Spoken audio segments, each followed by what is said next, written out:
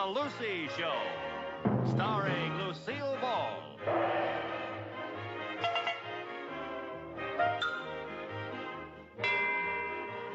Co-starring Vivian Vance.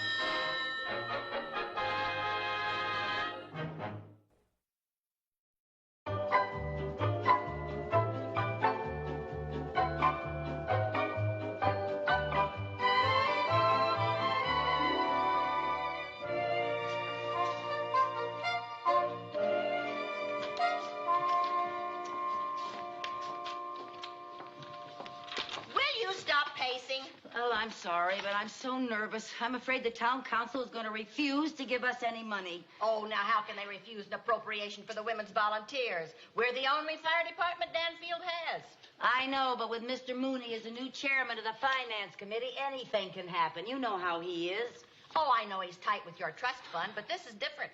This is the taxpayers' money. He doesn't care where the money comes from. Show him a penny and he'll pinch it. Well, he isn't the only member of the finance board. Well, that's true. Captain Carmichael? Yes, sir. The town council will see you now. Yes, sir. Thank you. Oh, I'm so nervous. Now, what is there to be nervous about? They can't possibly refuse us. You know that. They've got to have a fire department. You're right. They can't possibly refuse us.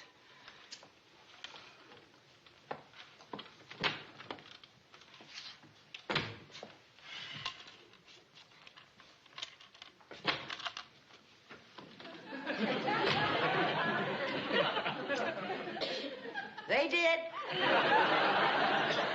They turned us down?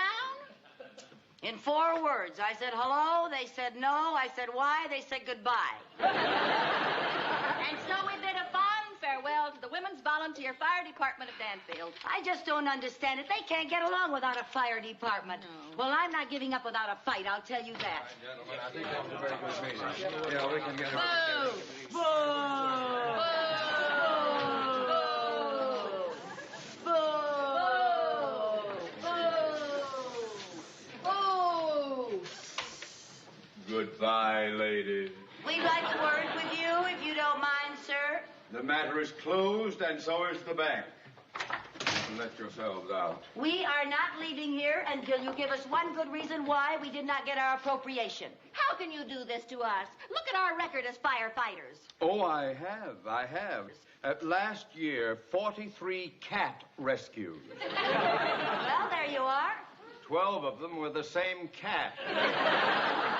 8 clogged up chimney flues unclogged, 16 piles of burning leaves extinguished, and 1 suit against the city for water damage at the Armenian restaurant. How did we know that they were serving flaming shish kebab on a sword? I'm sorry, ladies, you can talk all you want to, but the town council has decided that the service you volunteers do isn't worth the cost. Now, we are going to rely on the New Rochelle Fire Department since they're called in major fires anyway. But what about the joy we volunteers bring to the people of Danfield? Well, what are they going to do without our little theater group, our barbershop quartet, or our baseball team? Well, we'll just have to struggle along with the Broadway stage, the Metropolitan Opera, and the New York Yankees. Oh, now, Mr. Mooney, how can you do this to us after we've given you the best year and 2 months of our lives? Yeah, what's New Rochelle's fire department got that we haven't got? Well, for one thing, their men are well trained. Aha, that's it. The New Rochelle people have firemen. We're being discriminated against because we're women. Oh, good heavens. Typical male attitude. That's right. Ladies, please. New Rochelle has men, true, but they are also well trained. Oh, well, if that's all there is to it, we'll get the training now that you've removed the sex barrier. How? Yeah, how? We will do what the New Rochelle firemen do. We'll go to rookie training school. That's how. All right, you do that. You go to rookie training school. Go anywhere. But go so I can get my work done. Yeah, well, now, we really mean it, Mr. Mooney. And if we go to rookie training school and learn everything that those hotshot men know, will you get the town council to reconsider? All right. If you do that, I will bring it up at the next council meeting. Oh, thank you, Mr. Mooney. You're a wonderful man. I could kiss you for that. You do, and the deal is off.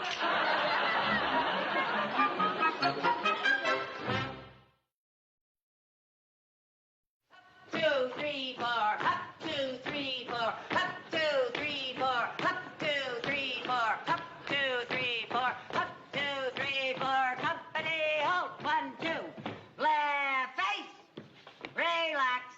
at ease.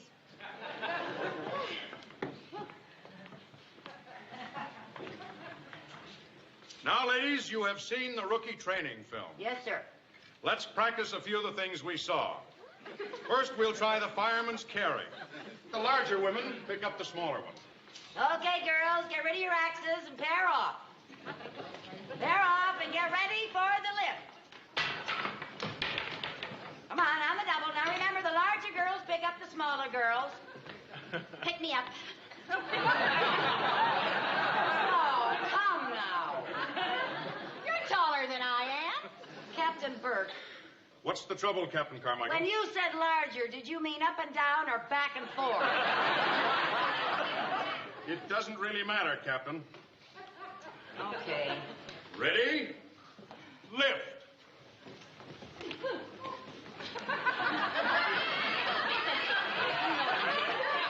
You know you can pick me up. Oh, this is embarrassing. You're not... Take my advice, Viv. Either lose weight or stay out of burning buildings. I suggest you practice that in your spare time. Yes, sir. We'll practice in our spare times. All right, girls. Back to your original places. Get in line.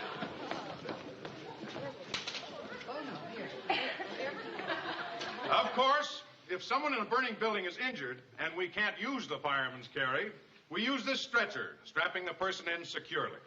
Say, that's very good. Our company will have to get one of those. Say, I could have used one of those last summer when I put up those 32 quarts of preserves. For what? It'd be wonderful for straining raspberries. Get back in line, Mary. Just stay back there. All right, may I have your attention over here? All right, over here, girls. Over here, on the double. Come on. Keep up with the captain. As you no doubt know, this is a battering ram Oh, yes, this is a battering ram. for breaking through a wall or a heavy door. Oh, I've heard about those. Yeah, we're going to have to get one of those, too. Now, 2 men usually handle this, but you'd better use 4 women. Please, anything a man can do, we can do. All right. So where do you want it? Bring it right over here, Captain. All right. Bagley, take the other end. Ready? Okay, let's go. Why didn't you pick up your end? Oh, come now. All right, 2 volunteers on the double. All right, get over there, Bagley. Oh, All right, that ladies. is a heavy thing. Line it up right here. Okay, where? Right in here. All right, in this girls, area. up we go. Line up with me.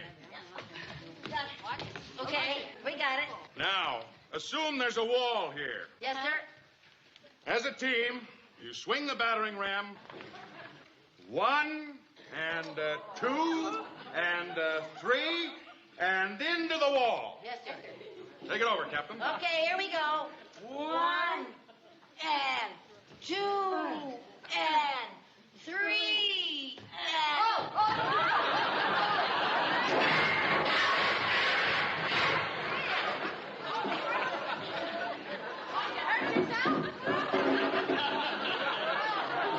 I'm afraid this came off your fire engine, sir. Oh, let's move over here for some life net drill. Just put... Yes, sir. Come on, get right. Come on. Oh, is that a fire net?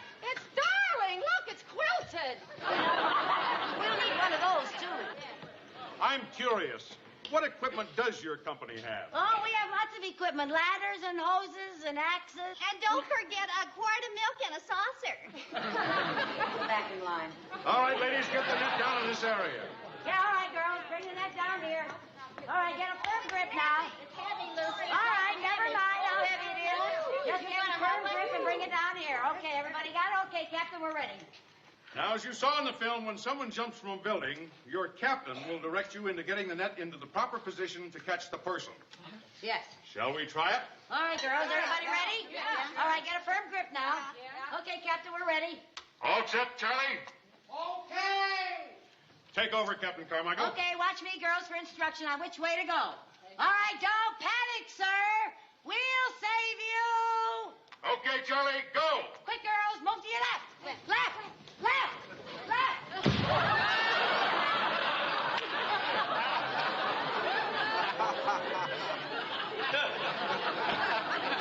Well, thank heavens it was just a dummy.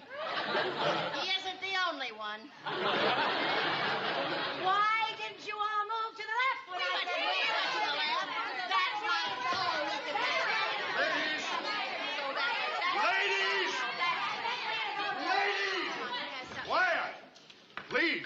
attention.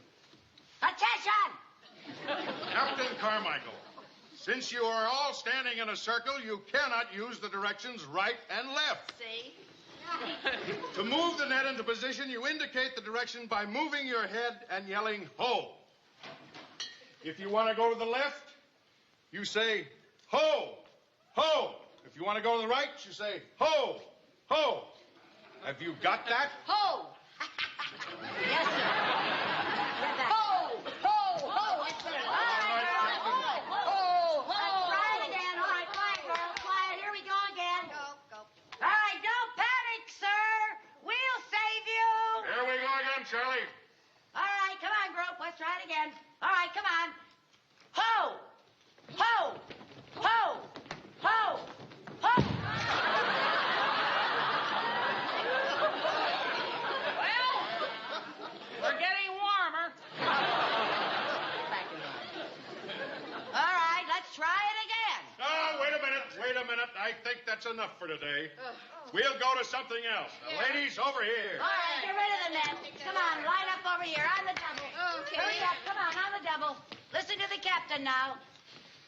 As you all know, there's much damage caused by smoke. Yes, sir. This is a fireman's fan, used to blow smoke out of a building. Oh, I could use that on Tuesday night when Harvey brings the boys over for poker. Will you be quiet? This is a smoke bomb. Yes, this is a smoke bomb. Everybody see that? Yep. Okay, go ahead, Captain. I will light this and throw it into the building.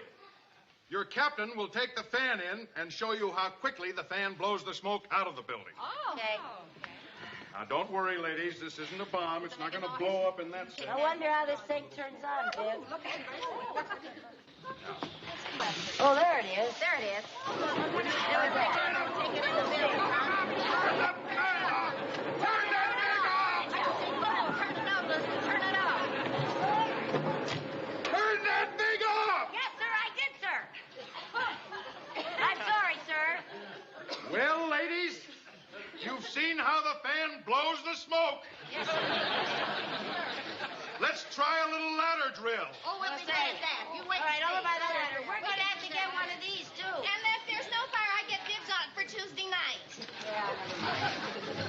Okay, here we are. Like everything else in firefighting, the main thing in handling the ladder is speed. Yes, speed. Don't forget that. Now, one of you go up the ladder with the hose carried over your shoulder, as you saw in the training film. Yes. And the other stay on the ground, connecting the hose, feeding it out to the one on the ladder. All right, I'll go up the ladder and you feed me the hose, Bagley. Yes, sir. I'll time you. All right. All right. On your mark, get set, go!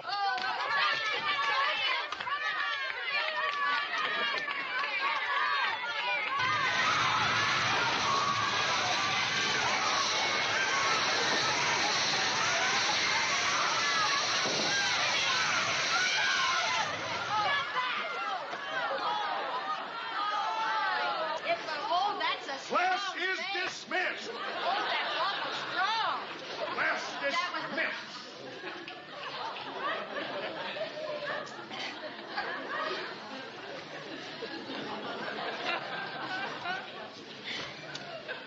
Lucy, you didn't wait till I connected it.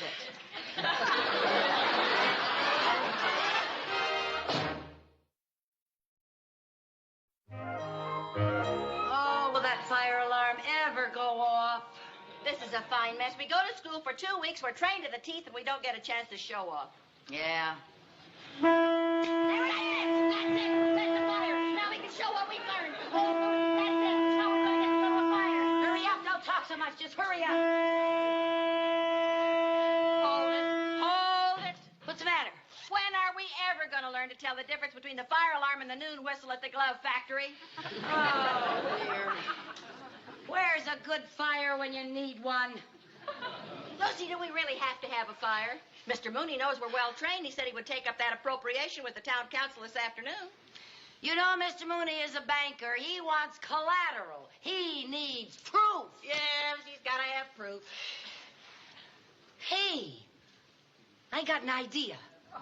Why couldn't we arrange a little proof? What are you talking about? While the town council is meeting at the bank this afternoon, we'll just start a little fire and put it out right in front of them. Then they'll give us anything. They'll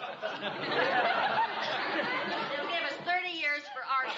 I don't mean to really set fire to the bank. I mean make it look like a fire by lighting one of these smoke bombs. Oh, no, now, Lucy, you can't use those. Captain Burt gave me those so I could use them in the Cub Scouts project for Indian lore. We're going to send up smoke signals with those. I'm sorry, but the fire department has priority. Now, look, here's the plan. While you and the rest of the girls just happen to be cruising around the block on the truck, I'll walk into the bank, light one of these, drop it in the wastebasket, then you girls... Hold it. Wait just a minute. What? How are you going to light one of those things in the bank without arousing suspicion? I'll put a cigarette in my mouth, and instead of lighting the cigarette, I'll light one of these. But you don't smoke. So I'll fake it. Now, look, we'll synchronize our watches, and 60 seconds after I go into that bank, you and the rest of the girls burst through the door and efficiently put the fire out. Don't you think we ought to wait till somebody sounds the alarm? Don't you see? That's the beauty of it. There's a fire, you put it out, you're on your way back to the firehouse before the alarm has even been sounded. Boy, that's a good one. I'd like to see New Rochelle beat that. Exactly. All right, I'm going to get busy and call the girls. You know, this is going to be a very convenient fire for me. How do you mean? I have to go to the bank anyway, so while I'm down there fighting the fire, I'll cash a check.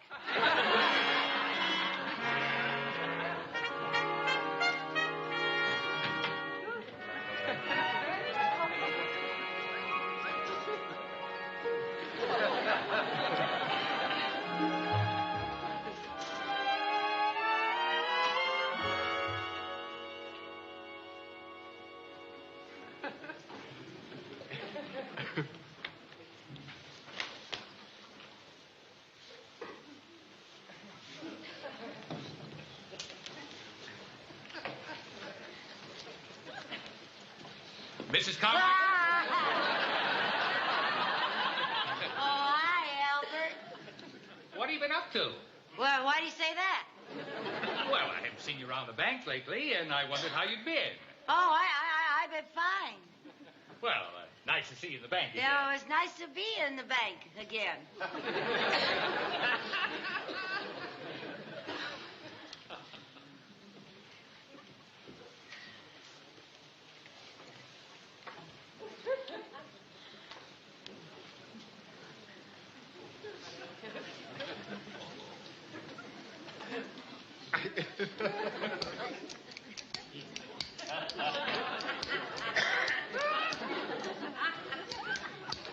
May I?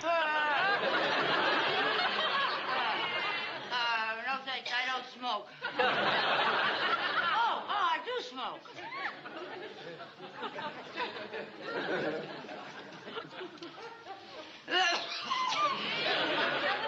That's what I get for switching brands. Thank you.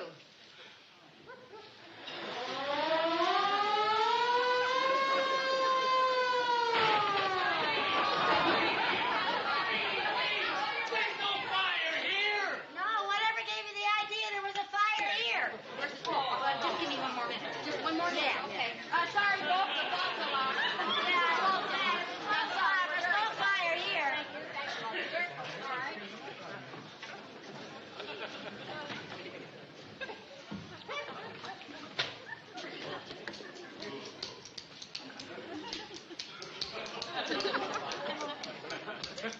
May I? Oh, Mr. Mooney, what are you doing here? I work here. I'm the president of the bank, remember? Oh, yes, that's right. Yes. May I Yeah. give you a light? Don't you think it would help if you had a cigarette? Oh, yes. Yes, sir.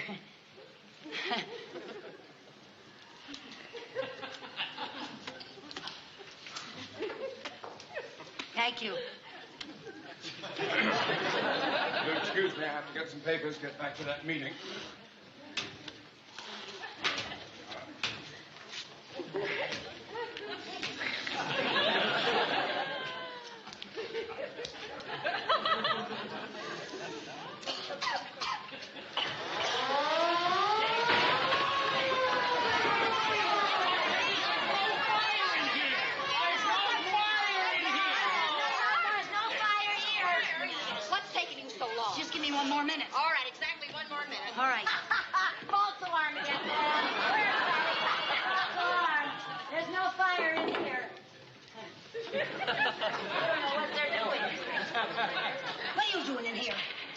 told you I have to cash a check.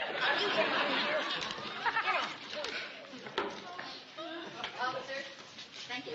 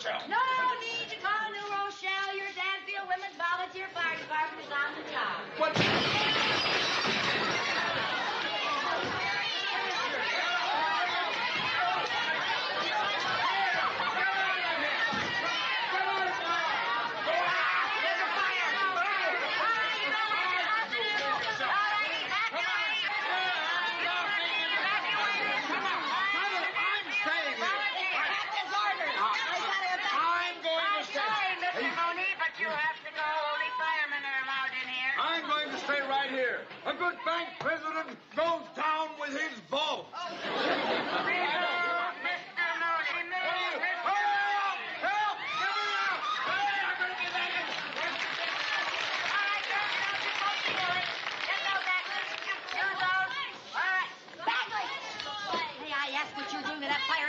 I'm putting out the fire. Why do you want to do a thing like that? Well, I'm sorry, but I thought firefighters were supposed to put out the fire. We aren't through demonstrating how to get the smoke out of the building. Now stop it. Oh, okay. Mooney, I thought you were ordered to leave the bank. My place is here with my loved ones. Your family isn't here. I mean my money. I am not leaving. All right, if you don't want to save your life, I'll have to. Oh, fine. Get that stretcher. What are you Get that stretcher and get Mooney out of here. Look at the mess. What are you doing? Come on now, cut it out. Get it out of here. I'm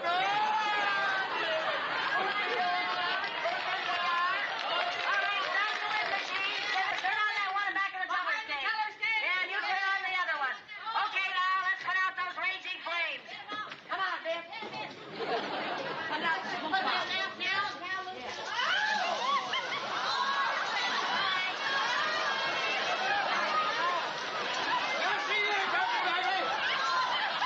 Oh, no, my money. My beautiful money. Mooney, I'm sorry about your beautiful money, but don't worry. We will get it all back. Oh. The big thing is the fire's out, your bank is safe, thanks to the Danfield Women's Volunteer Fire Department. Yeah, you miserable. Well, now, can we get the appropriation? Well, appropriation? Yes, sir. We okayed that before the fire started. Thanks a lot, Captain Big Mouth. All right, come on, girls. Let's not stand around. We got to get busy, clean up the bank. Yeah, clean up the bank. Be careful with that money. Be sure and stack it properly. Okay, you here's know, the one. Well, thank you. Here's the five. Thank you. Here's the ten. Put it somewhere. Here's the 100. There you go.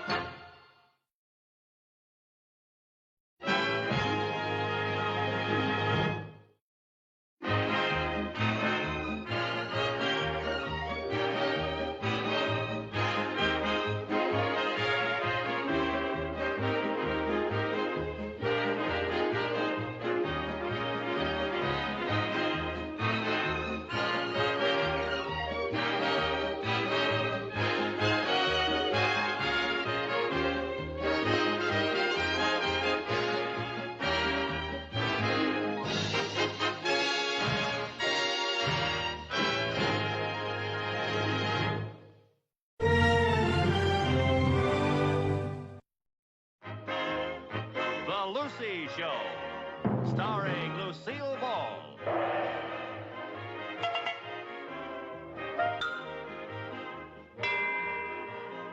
show starring Vivian Vance.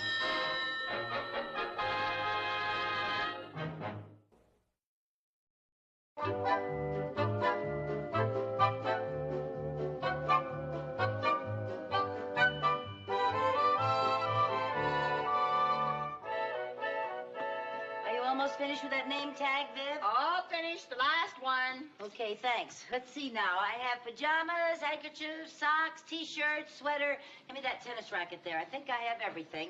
For heaven's sake, Lucy, are you sure Jerry needs all this stuff? Well, now, it's not my fault. The military academy gave me a list of everything that he would need, and this is it. Help me close this, will you, honey? Okay. Tuck it in all around the side there. Maybe it'd help if we took out the tennis racket. It might help if you took out my hand. Oh. Boy, that's smart. Oh, Lucy, I'm sorry. Oh, that's all right. Oh, there's so much stuff. I know. Well, I'm going to have to rearrange Hi. it a bit. Hi there, darling. Hi, sweetheart. Did you say goodbye to all your little friends at the drugstore? What a farewell blast. Oh, a blast, huh? Amy bought me a soda. Oh, well, that was a grand gesture. Big deal, one soda, 2 straws. Now, Jerry, I hope you shared 50-50 with Amy. Well, I'm afraid I drank most of it. Oh, honey. I couldn't help it. I'm the fastest straw in the West. Fastest straw in the West. Well, I hope you're the fastest dresser in the West because Colonel Anderson's going to be here to pick you up. Now, hurry up there. Let me rearrange some of this stuff, Okay. Viv. You know, going to military academy is going to be just wonderful for Jerry. It sure is. I'm so glad you decided to send him. Well, he needs male companionship. You know, around here he's with women all the time. And at Long Ridge Academy, he's going to be completely surrounded by men. Ooh, I wonder if they'd let me enroll as a cadet. Let's give this another try here now. Mom, Yes, dear. has Jerry left yet? No, he's upstairs putting on his uniform. Oh, good. I was afraid I wouldn't get to say goodbye. Dear. Oh, Lucy, this suitcase is a lost cause. Come on now, give it a try. Press down there. How do I look, Mom? Oh, Jerry! Oh, Jerry, you look sensational. Why, you look just like a real soldier, doesn't he, Lucy? Yeah, a real soldier. You look so grown up. Yeah. Oh, you look so handsome in your uniform. Oh, you'll have to have your picture taken, so I'll have it here to look at while you're gone. Mm-hmm. Oh. Oh, that must be Colonel Anderson. Oh, don't let him in. Well, what's he doing here? You know perfectly well what he's doing here. He's taking Jerry to military academy so he'll have male companionship and get him away from women. Well, what's wrong with women all of a sudden? Oh, Lucy. Cadet Carmichael? Hi, Colonel Anderson. At Long Ridge Academy, when we address an officer, we say, yes, sir, and salute. Yes, sir. Now, you get your gear ready, and we'll be moving out. Yes, sir. Gear? Moving out? Oh, Mrs. Carmichael, nice seeing you again. Nice seeing me again. Oh, I'm Mrs. Bagley, her friend, Mrs. Carmichael's friend. Mrs. Bagley, Mrs. Carmichael's friend. How do you do, Colonel? And this is Jerry's sister. How do you do, sir? Chrissy? Uh-huh. Uh-huh. Well, we'd better be hurrying along. Are you ready, Cadet Carmichael? Not quite sure. I'm having trouble closing my suitcase. Yes, we've had a lot of trouble closing that suitcase. I tell you what, I'll go out tomorrow and buy him a larger suitcase, and I'll bring him up to the academy myself tomorrow. That won't be necessary, Mrs. Carmichael. I've had years of experience with this sort of thing. Allow me. You see? Too much gear, not enough suitcase. Now, look, I'll go out and buy him a larger suitcase tomorrow. Really, I will. And I'll bring him up to the academy first thing tomorrow, or the day after, depending how long it takes to get that monogrammed. I'm sure I can manage. This suitcase will close if it knows what's good for it. After all, I'm the colonel.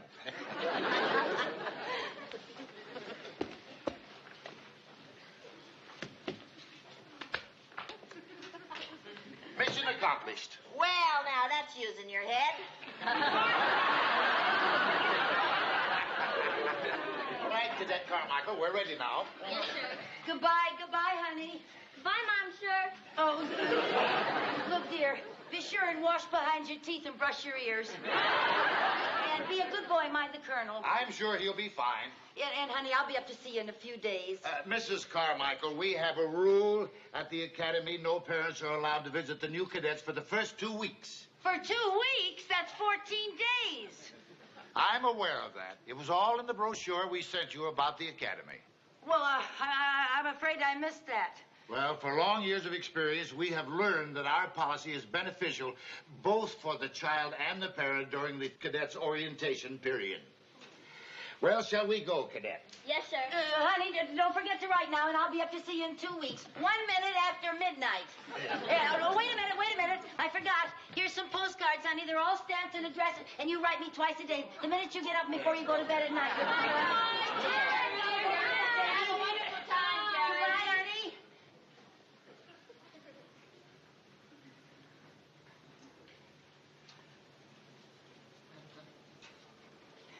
I've lost my baby.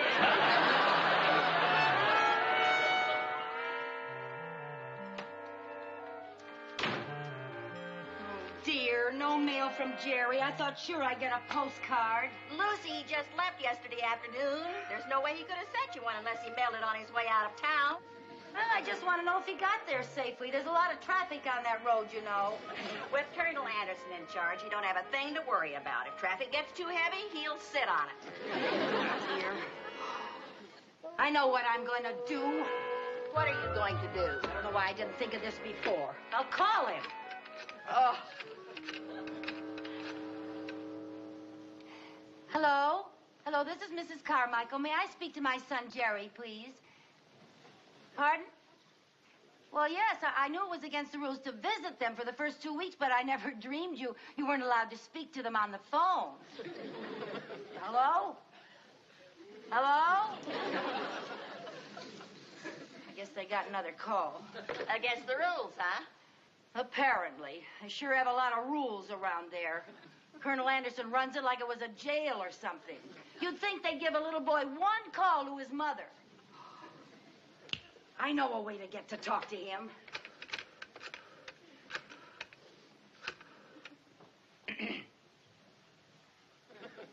Long Ridge Military Academy. This is long distance. I have a call for Jerry Carmichael from Long Beach, California. I have my party on the line. Go ahead, Lovely.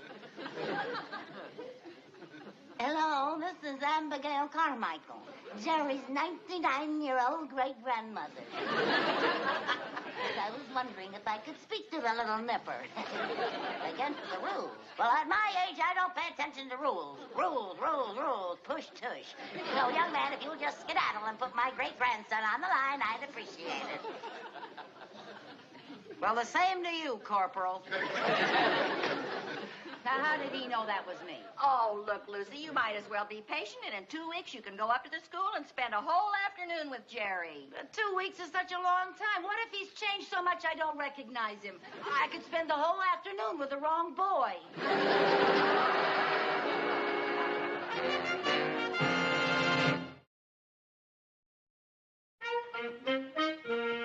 Viv, I finally found that picture of Jerry at the beach. Another picture?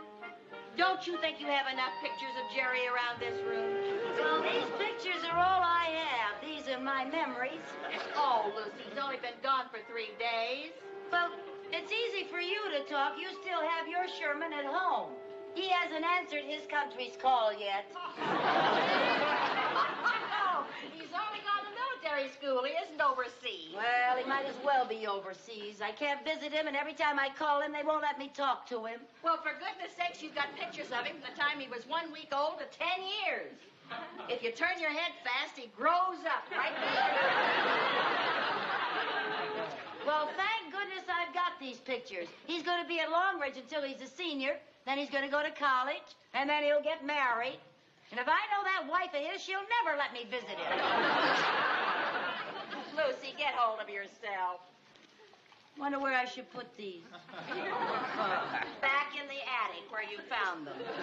Never mind. I'm going to put them right there. Honestly, I'm surprised you didn't dig up a curl from his first haircut. Oh, would you like to see it, Viv? Oh, Lucy. You're You're just being ridiculous. Well, I don't care. I'm so worried about him. How do I know he's all right? Because he's in a very good school and they're taking very good care of him. Now you can rest. The mailman!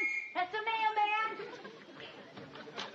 Good morning, Mrs. Carmichael. It's from Jerry! Oh, thank you.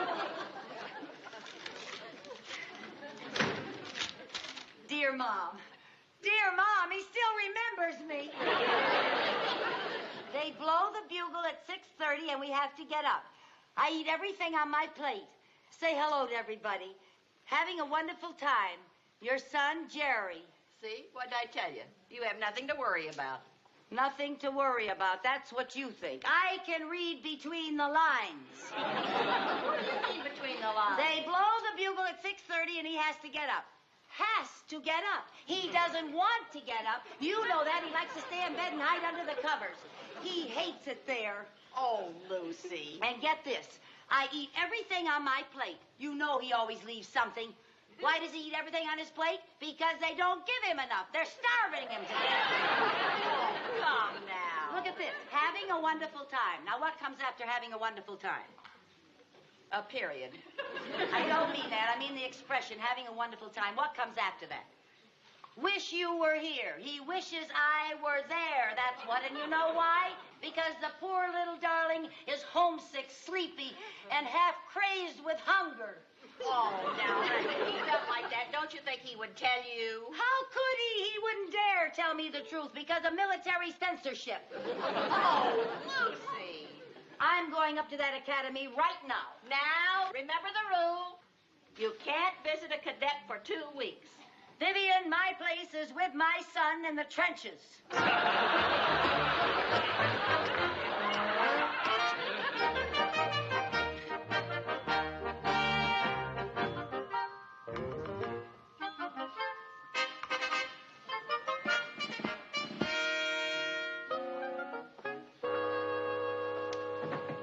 May I help you, ma'am? I'd like to see Colonel Anderson, please. I'm Mrs. Carmichael. Yes, ma'am. Won't you have a seat? Oh, thank you, sir. Colonel Anderson, sir. Mrs. Carmichael to see you. Yes, sir. He'll be right out, ma'am. Thank you, sir.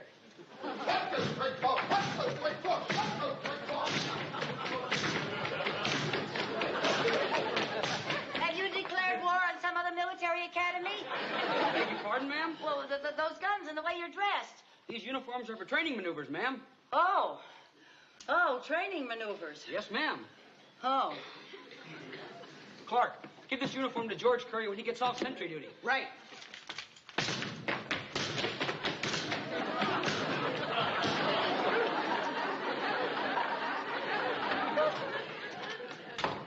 At ease. Well, Mrs. Carmichael. Oh, Colonel Anderson, how are you, sir? You know, I wasn't expecting a visit from you until 1 minute after midnight, 11 days from now. I know, and I'd like to say that that's a wonderful rule you have about parents not being allowed to visit for the first 2 weeks. Yes, we think it's a wonderful rule, too. And I'm certainly delighted you're in accord with our policy. So what are you doing here now? Oh, well, believe me, sir, I would not be here unless this was a very special occasion. You see, it's little Jerry's birthday, and he and I always celebrate together. How sweet. Yes, and I brought a very large cake so he can share with his fellow cadets. So if you'll just show me where his room is, I'll just run in and light the candles on the cake and cut the cake and pass the paper hats and pin the tail on the donkey and run right out again. Well, that is really a delightful idea, and I would be in accord with it except for one thing. Oh, what's that, sir? According to your son's application, his birthday was 3 weeks ago. 3 weeks ago? Yes. Oh, dear. Well, if his birthday was 3 weeks ago and I missed it, then I've got to take him the cake so that he knows that his mommy didn't forget him completely. Now, Mrs. Carmichael, there's no use with going on with this. Both you and I know why you're here. So give me the cake, and I will see that Jerry and his friends get it. But you don't know what it's like being separated from your only son for the first time. You don't know what we mothers go through. You don't know what I go through because of what you mothers go through. What do you mean by that? Cadet Clark. Yes, sir.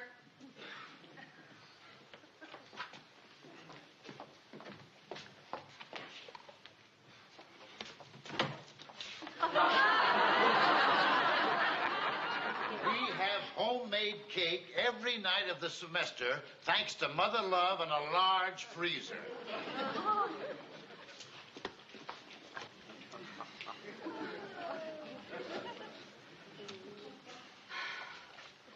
Cadet Clark. Yes, sir? Will you please show Mrs. Carmichael to the gate?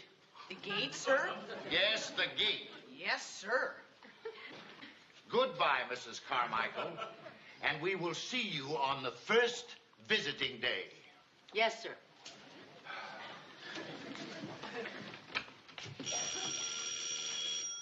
Pardon me a moment, ma'am.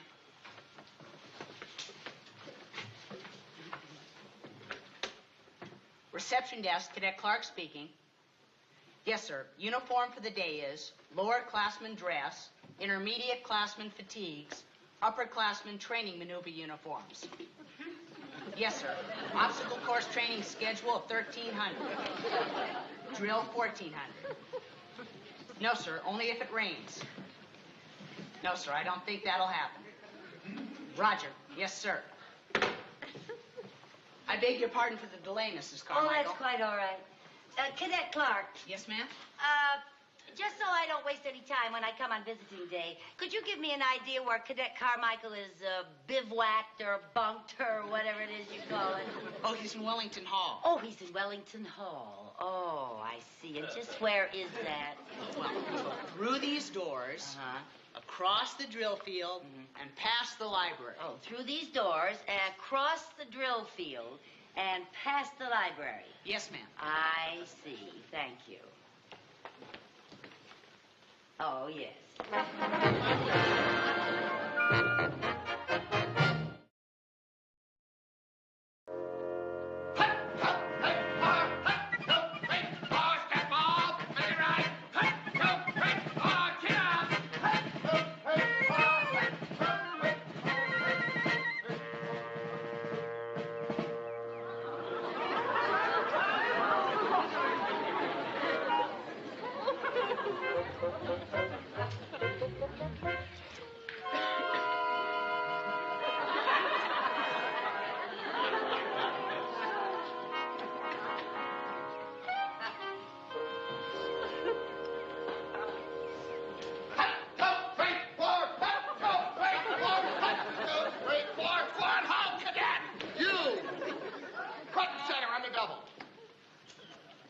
Shouldn't you be in class? No, sir. I've never seen you before. No, sir.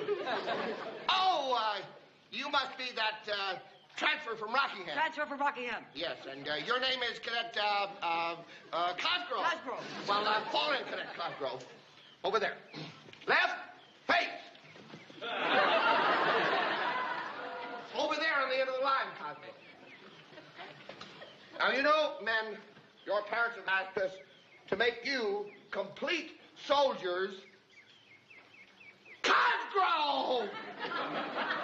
Chin in, shoulders back, stomach in, eyes front. Now today, we'll practice assembling rifles. And I want it done under the 35-second record. Yahoo! How was that again? Yahoo!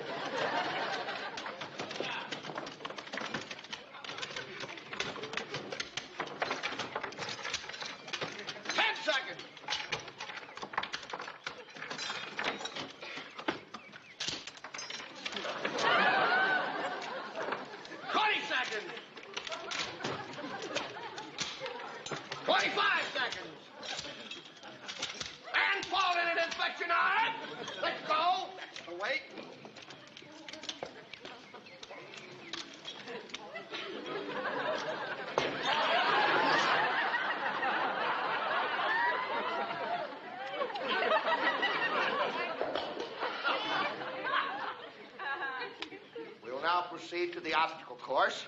Left shoulder, hug. Right, face. Forward, hedge. Cosgrove, fall in line. Hello. Hut, two, three, four. Hut, two, three, four. Hut, two, three, four. Hut, two, three, four. What? Halt, hut, two. Cosgrove, left, face. Now we'll fall out at the obstacle course. Hi-oh, move there. Cadet Thornton will illustrate to you how to run the obstacle course. Are you ready, Cadet Thornton? Hit it! Go! 1, 2, on the double. Everything on the double. Swing there, boy. Swing fast there. That's it. Now, up and over. That's the way. Do that. Right there. Go. Go there, then. Very good, Cadet Thornton. Now, in this order, Blake, Kelly, Cosgrove, Snyder, Altman. Hit it! Go! What? Fast, man. Fast, fast, fast. Fast, man. There you go.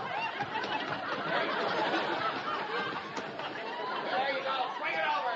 Swing it back. Swing it back. Swing it. Double time. Double time. Double time. Double time. What are you doing up there? Is this what they taught you at Rockingham? Get him down here. Come on, Blake and Kelly. Get him down. Come on now. On the double, men. Up and over. Up and over. Up and over. Cosgrove. Over. Over, Cosgrove. All right, Blake. Hit the pipe. Go fast, man. Cosgrove. Hit the pipe. Go there. All right. Kelly. Hit the pipe. Come on, then now. Fast, fast. Speed is the essential thing. Speed is the...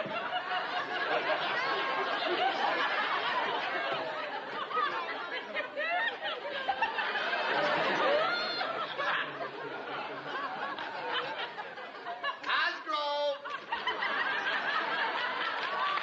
Ollie, oxygen free. I'm afraid I'm stuck, sir. All right, men. Disassemble the pipe. Stuck in the pipe.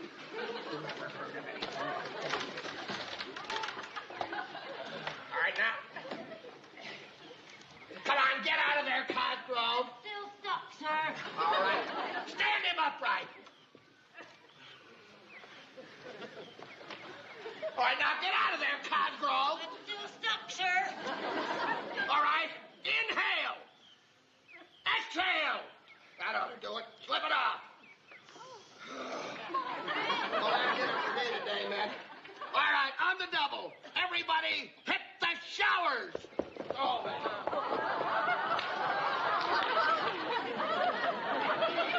Cosgrove, I said go to the showers. Well, I just don't feel like it, sir. What do you mean you don't feel like it? That's an order. I just don't feel dirty today. Why, that's insubordination. You report to the colonel's office immediately. Yes, sir. 1, 2, 3, 4. 1, 2, 3, 4. 1, 2, 3, 4. 1. Jerry. Oh, wrong Jerry. Jerry, baby. Jerry, it's me. Baby, it's me. How are you, honey? How are you? How have you been? I missed you so. Beg pardon, sir? It's me, Mommy. Mom, what are you doing here? And why are you dressed like that? Oh, honey, I missed you so I just had to see you. This is the only way I could get into the academy. Gosh, I missed you too, Mom. Oh, did you, baby? And I miss Sherman and Aunt Viv. I even miss my dumb old sister.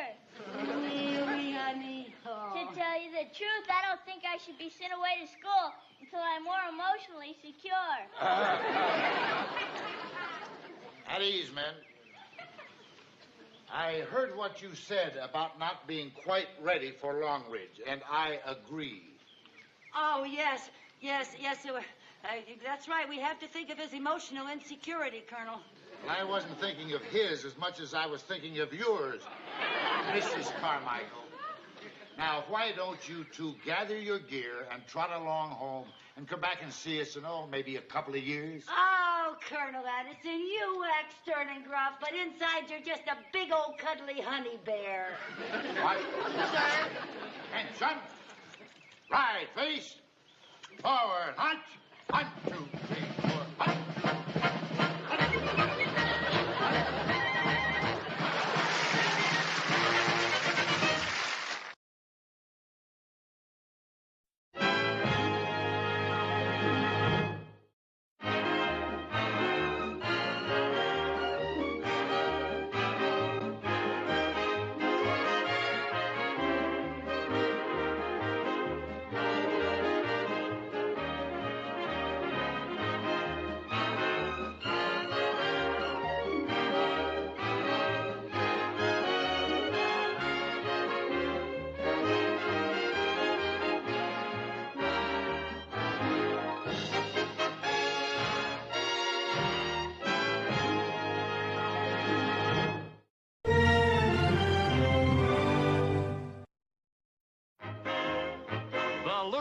Show, starring Lucille Ball.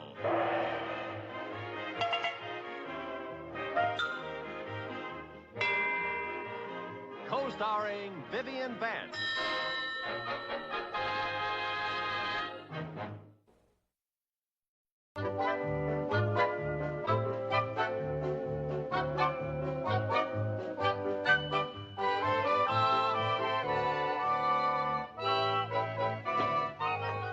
How you coming with your homework, honey? Oh, pretty good. How's the composition coming, Chrissy? Oh, pretty good. I only have to write about 200 more words. Yay, Milroy! Milroy, this boom ba! Mom, you look great. Oh, you must have been a wonderful cheerleader. Thank you. You gonna take that outfit to your college reunion this weekend? Oh, sure. I wouldn't be a bit surprised if during halftime at the game the crowd would insist that I get up and lead a guest locomotive. What is this all about? My graduating class is holding a reunion this weekend. You didn't tell me that. Well, I just decided to go this morning. And since I'll be going to Milroy in 2 years, Mom's gonna take me up to show me the campus. You didn't tell me that. What reunion is this, Lucy? What year did you graduate? I'm not going to tell you that either. Oh, gee, Hemphill, we're gonna have a neat time. Yeah. Hey, why don't you go with us? Oh, yeah. How about that, Viv? Why don't you? We're going to have a torchlight parade, and there's a big rally and a game Saturday and a dance afterward. Oh, I don't think so. I'd rather stay home. Why? Why don't you go and have some fun, Mom? Jerry and I'll be at Uncle Ned's, and you'll be all alone. Sure. What are you going to do all weekend? Well, to begin with, I'm going to sleep every day till noon. And I'm going to eat everything I like. I think for dinner the first night, I'll have a big plate of homemade fudge and a bowl of sauerkraut. Really?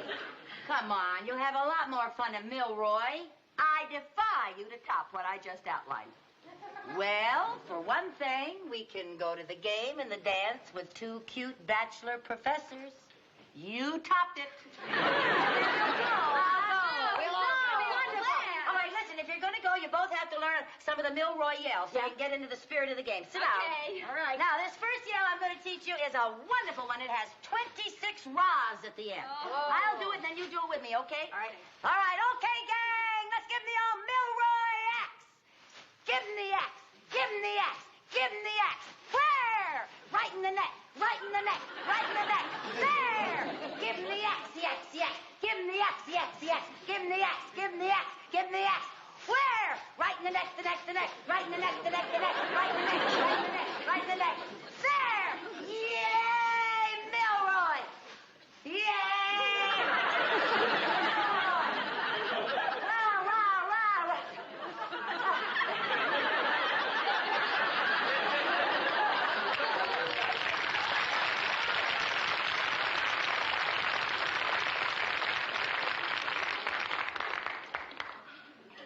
There's about 26 more rods. Oh, girl. If they ask you to lead a yell, you'll be the first cheerleader ever carried off of the field on a stretcher.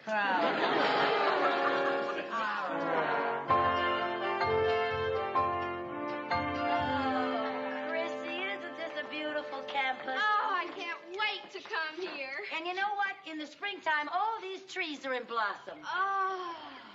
And see, honey, right over there is where I lived on campus my last year. That's the Senior Women's Hall. I lived in the East Wing. Excuse me, Mrs. Carmichael. Yeah?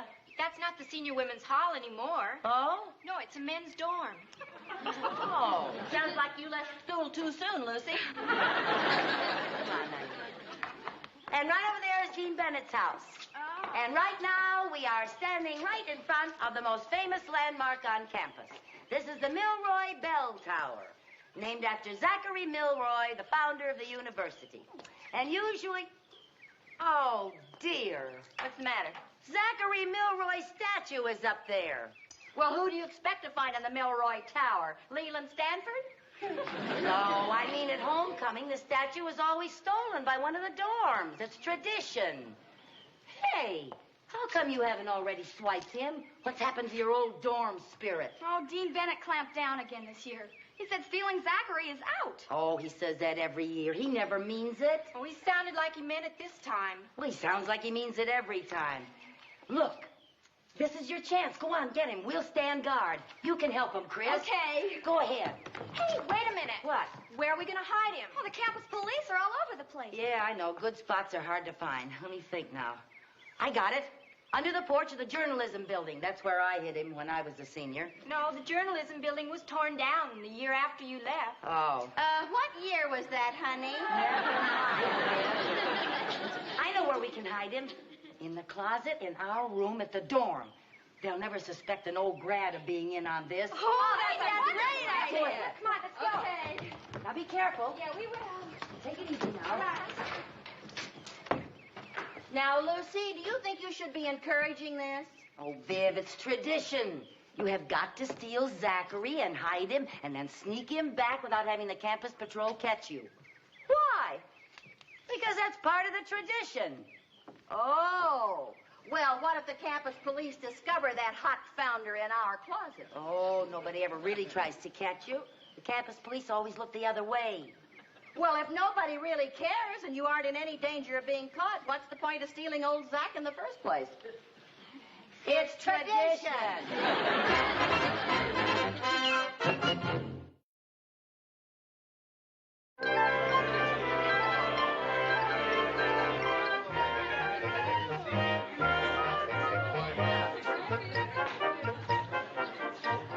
Hello, I'm Lucille Taylor Carmichael, class of, Well,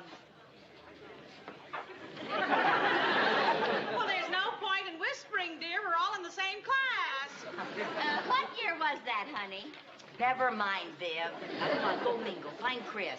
Okay. We decided to use name tags just in case we couldn't remember who we were after so many years. Well, I'll recognize everybody. After all, it hasn't been that long. Cuddles Conrad. Cuddles Conrad. Yeah, that's me. Oh, come have some coffee, Lucy. I'm so glad you could make it. Well, I Lucy! Lucy Taylor, how are you? Well, hi, I'm fine. How are you? Be a son of a gun. You look even prettier than you did on graduation day. Well, let me tell you, you're just as handsome as you were back then, too, Howard Wilcox. Lucy, it sure is good to see you again. Thank Lucy Taylor, how are you? Hi there. How are you? Oh, long time no see. Yeah, long time no see is right. Oh, what a beautiful pom-pom. Do you mind if I take a smell of your No, go pom-pom? ahead. Oh, thank you, Betty Jo Hampton. Oh, I didn't think you'd remember me. Are you kidding? Not remember you? Do you remember me? Bill Lansing. Bill Lansing, how is Flo and your three lovely daughters? I married Alice, and we have 4 sons. Oh. Lucy, do you remember this? Oh, for heaven's sake. Oh, my gosh. Can you still remember how to play it, I Lucy? don't know. I haven't touched one in years. Let's see. My dog has fleas. It's in tune. Let's see now. La la la la. Ba ba da da da da da. Wa da da da da da. Ba ba ba. Ba ba ba. Has anybody seen my dog? If you should find it too,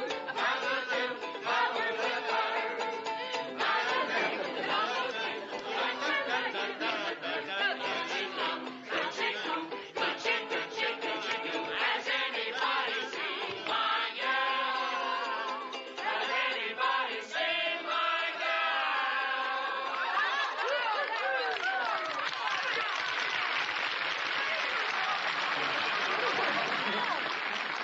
Dean Bennett. Well, whom do we have here? Oh, Lucy Taylor, Yes. of course. Well, excuse me for looking at your name tag, but it has been a long time. Oh, hasn't it? yes, sir. It has been a long time. Oh, Excuse well. me, Dean Bennett. I have a message for you. Oh, thank you very much. May I have your attention, please? Everyone. I have just learned that somebody has stolen the statue of our founder from the bell tower. Well, are they still doing that? Yes, they are. in spite of the fact that I have personally requested the student body to refrain from such childish pranks. But Dean Bennett, it's tradition. I'm all for tradition, but this is just nonsense. Well, I'm sure whoever took it will put it back, and that's all there will be to it. That is not all there will be to it. No. I intend to find out about this once and for all. And when I find out who has taken that statue, I intend to expel them. Oh. Excuse me. Oh, Mother, you and your bright ideas. I'm sorry, dear. I had no idea it would turn out this way. I may become the first co-ed in history to be kicked out of college while I'm still in high school.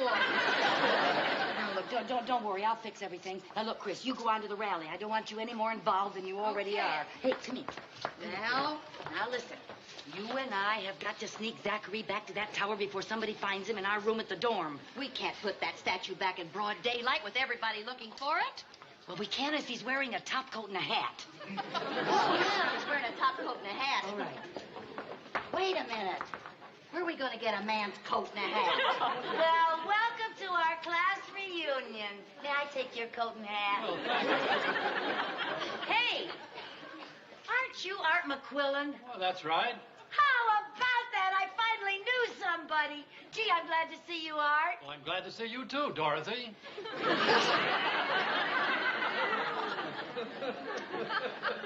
Come on, Sam.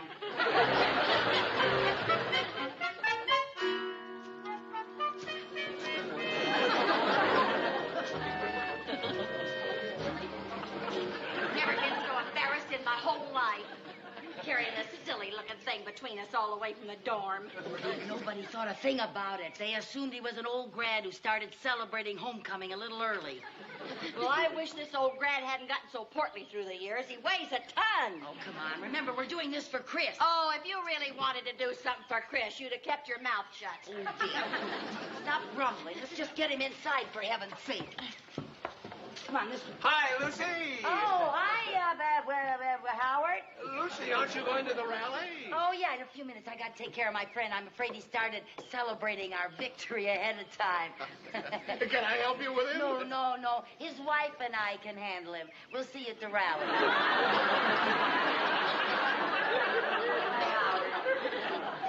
His wife. You get me up here, you promise me a cute bachelor, and then you marry me off to this pigeon roost.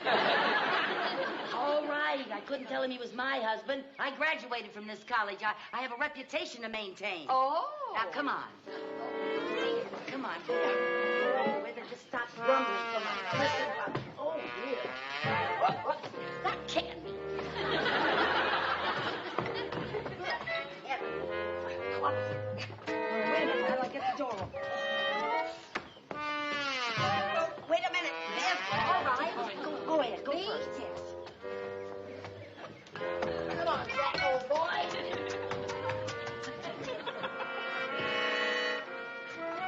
Ow. Don't go so fast. There. Now, wait. Heavens. Okay, I'll take his hat and coat off.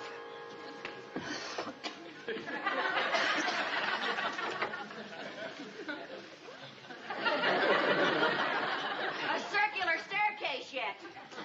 Come on, let's go. All right? Yeah, you get a hold of the head. All right. And then I'll lift up the back.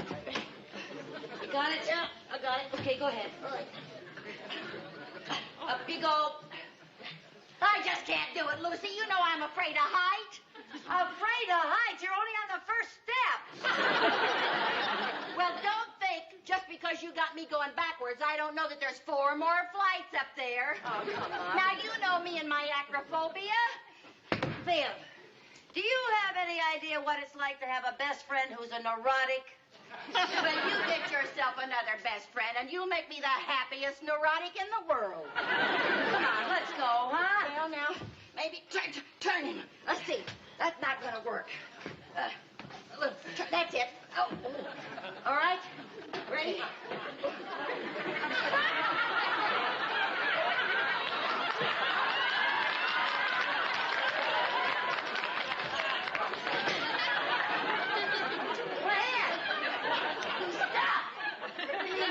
Oh, he wants to go that way.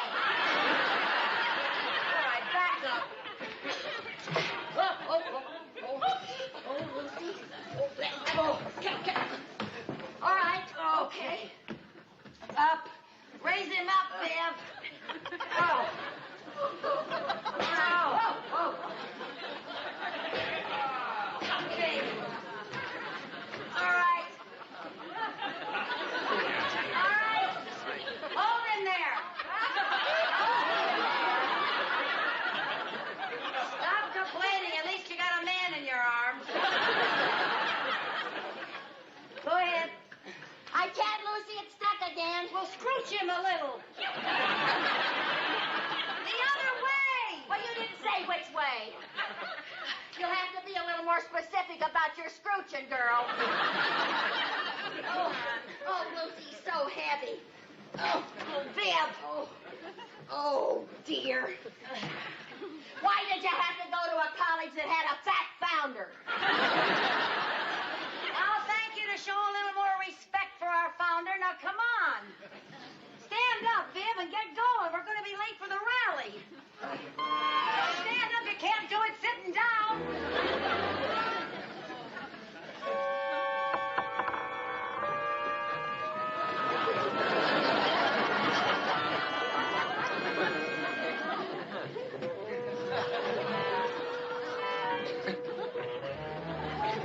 Hold on now, Lucy. You get up there yourself first. Wait a minute now. Let's go sideways.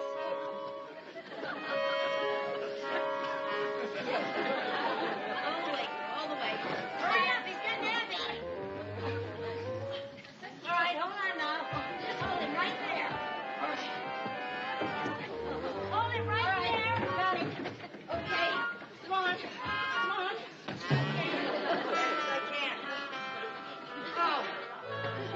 Oh, it's so beautiful up here. You can see the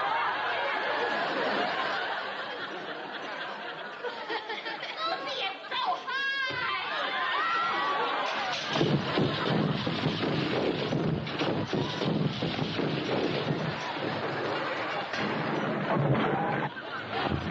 Why did you do that? Don't yell at me. I'll just bet he's broken in a million pieces. I hope he is. Come on, let's go get him. You mean we have to go all the way down there and bring him all the way back up here again? Of course we do, and we better hurry up. Now, come on, it's almost 11 o'clock. You want me to hurry back up those stairs? Yes, I do. I want to get to the rally. Now, come on. Viv, you had better get down there if you want to meet any cute bachelor professors. Oh, brother. Oh, Lucy, I never thought I'd ever say this, but I almost wish you'd been a dropout.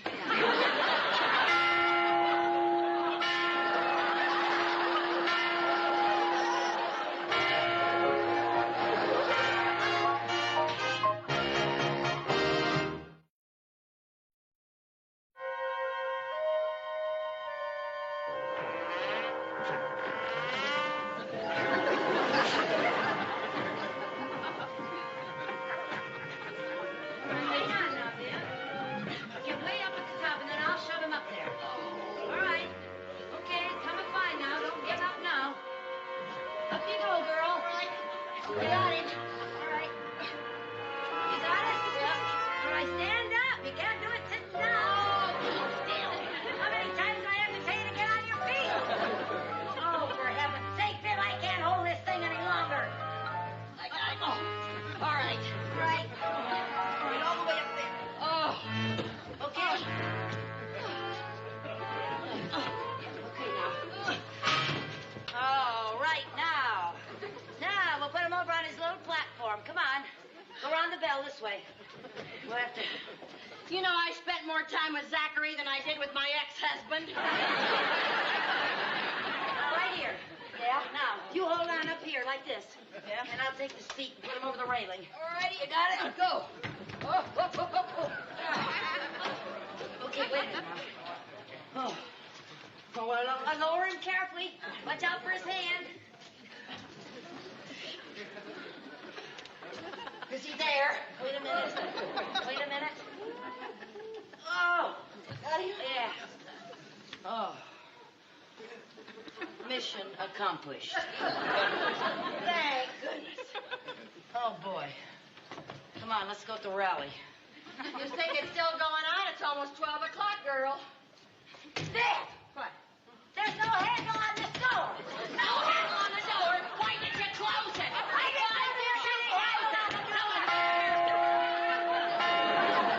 Get it open! Get it open! Yes, yes, Oh, here.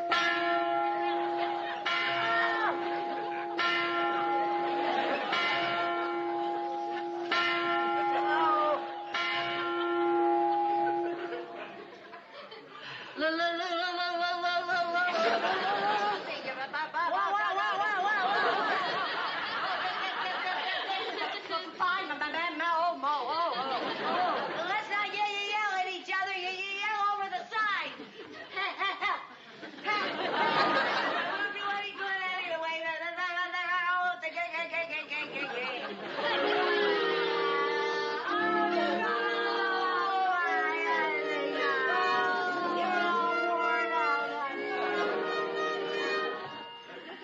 Well, I must say it's been quite a weekend. So far, we've missed the rally and the game, and if my luck holds out, we'll probably miss the dance tonight. Oh, now, Viv, we'll get out of here in time for the dance. I don't really care about the dance anymore. I just want to get out of here before New Year's Eve. Hey, there's somebody coming up the steps. You don't. Hooray, we're saved! We're saved? They're coming up the Somebody's steps. coming? Oh, boy, are we glad to see you, Dean Bennett. Lucy, are you okay? Yeah, we're all right. Lucy, you missed a great game. Really? Yeah, we were worried sick. Oh, How did you know we were up here? Well, Dean Bennett suggested that you might be up here. Oh, now look, Dean Bennett, please, you, my daughter Chris and her friends had nothing to do with this. I did it all by myself, so go on and expel me, have my diploma revoked. You can't touch me. I went to Kansas State. Now, let's not get hasty. After all, somebody might wonder how I got a hunch that this was where you were. Yeah, come to think of it, how did you think to look up here? Well, when I was in school and stole the statue, there wasn't any handle on that doorway either. You like Zachary? If you don't tell on me, I won't tell on you. Is it a deal? It's a deal! Oh, that's wonderful! Hey, what are you all doing up here anyway? Lucy, we haven't sung the alma mater yet. Yeah, and we wouldn't sing without you to lead us like you used to. You want me to lead you? Come on, let's sing it now, Lucy. No, I haven't done it for... Oh, no, I had no idea we were going to do that, so I'm not...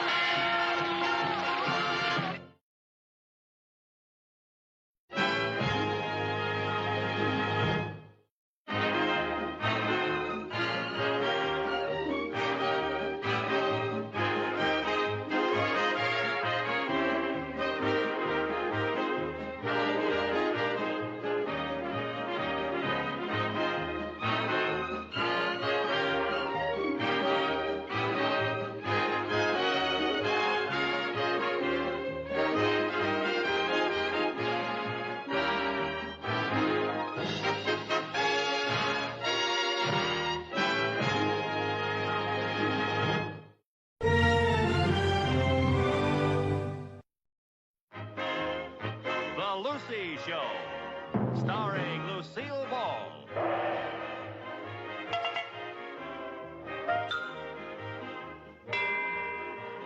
Co-starring Vivian Vance.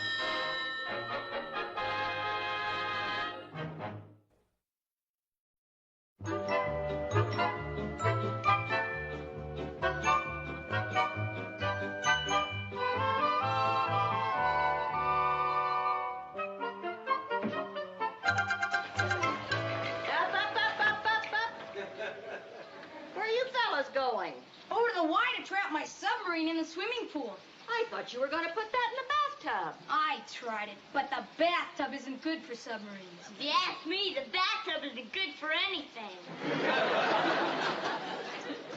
Gee, look at all this swell puddle. Have fun. Look at all this wild puddle. It's very interesting, you know. They walk all the way to the Y in the pouring rain, stepping in every puddle, and I can't get that kid near a bathtub without a gun in his back. Well, girl, I think I'll go up to my room.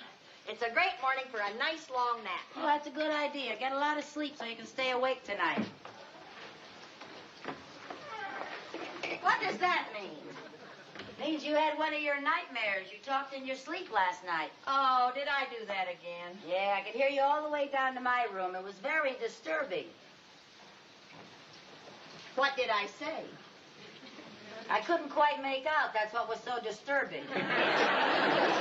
I'll try to speak up next time. Okay. Ooh, what was that? What was what? Felt like it was water in my head. The roof is leaking again. Oh, for dear. heaven's sake. They'll ruin my new kitchen. Oh. Pull the rug back. Yeah. Oh, for heaven's sake. Good heavens. Oh, why does the roof have to leak every time it rains? I guess it's because sunshine isn't very leaky. Oh, honestly. Lucy, what are you doing? There's another one. What do you think I'm doing? I'm holding up the ceiling. Oh. Put the bowl over there. Okay, here. I don't understand it. I just had the roof fixed. Maybe some of the shingles blew. Hey, wait a minute, Lucy. How could the roof be leaking between the first and second floor? The bathtub. Sure, it must have left the water running. We gotta go turn it off. Oh, honestly. What do you know? You really were holding up the ceiling.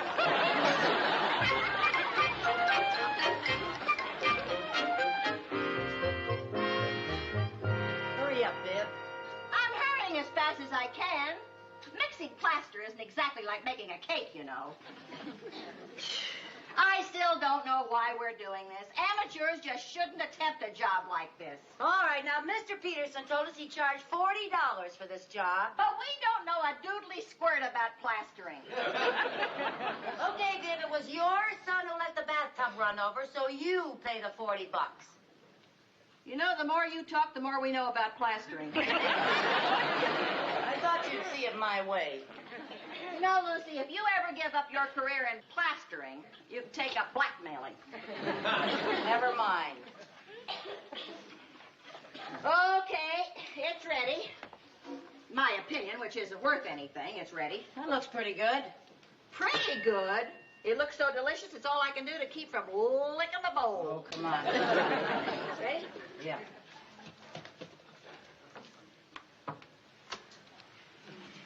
Which one of these things do I use? Oh, why don't we just use the biggest one? I don't know. All right. All righty, Viv. I'm not going to eat it.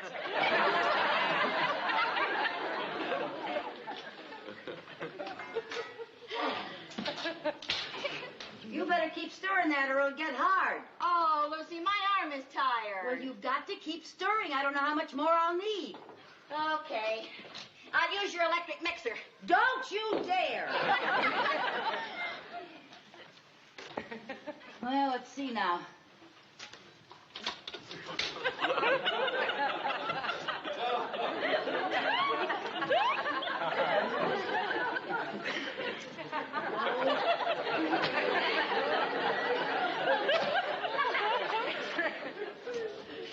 Boy, the floor will never leak.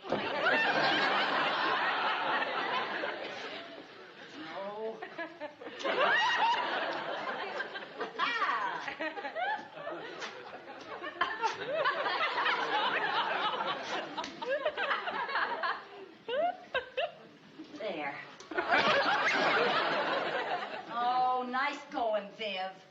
What did I do? Well, obviously you put too much water in it. Well, I can't imagine how that happened. I used an old recipe of my grandmother's. All right, let's not get nasty. Just put in some more plaster. Okay, come on, try this. Okay.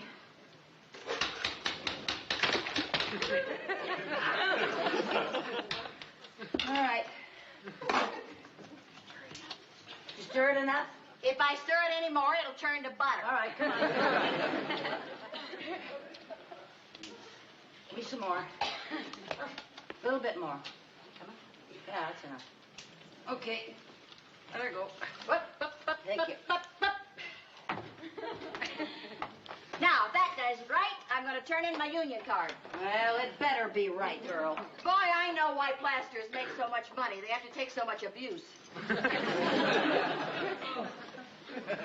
Well, here goes.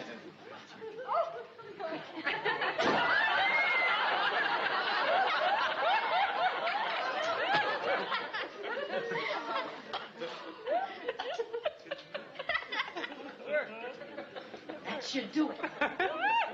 Oh, congratulations, Lucy. Michelangelo couldn't have done any better than that. Don't let it hear you. You just saved $40.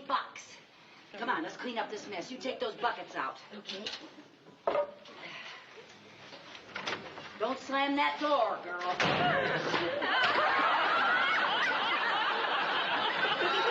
Say something.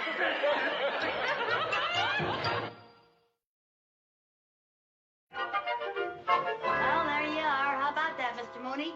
Excellent. That's a beautiful job. You know, when you told me you were going to repair your ceiling yourself, I thought you'd lost your mind. But I was wrong. That looks splendid. You know, Peterson would charge a fortune for that. He did. Peterson did that? Yes, but before you look at the bill, I want to tell you something. Come here. No. Now, look, Mrs. Bagley's taking a nap in the living room, so when you yell at me, would you please yell quietly?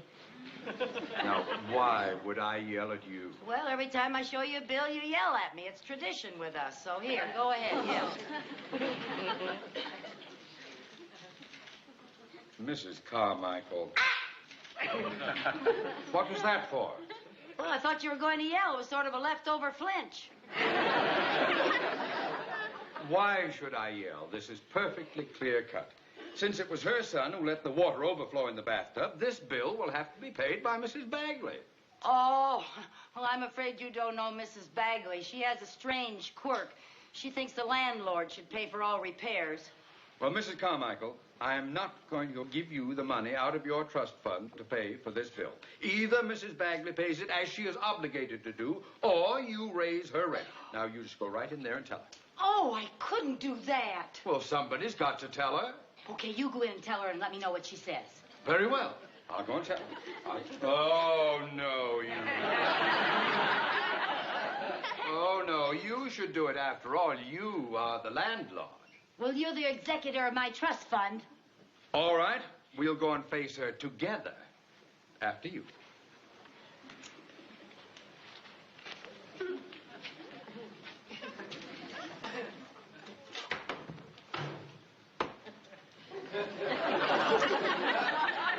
Mrs. Carmichael.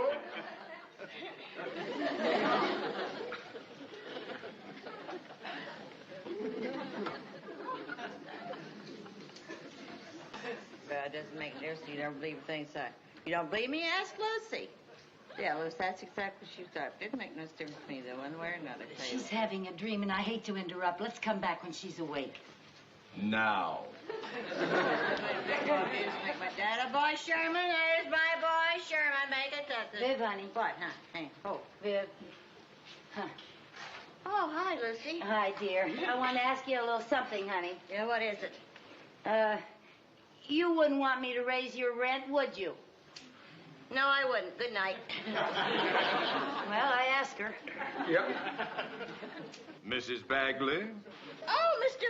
Mooney. Oh, what are you doing here? Mrs. Bagley, as of the 1st of the month, your rent will be increased 20% to cover the cost of repairs for the kitchen ceiling. Oh, no. The landlord is supposed to pay for all repairs. Yes, she's right, Mr. Mooney. Go back to sleep, honey.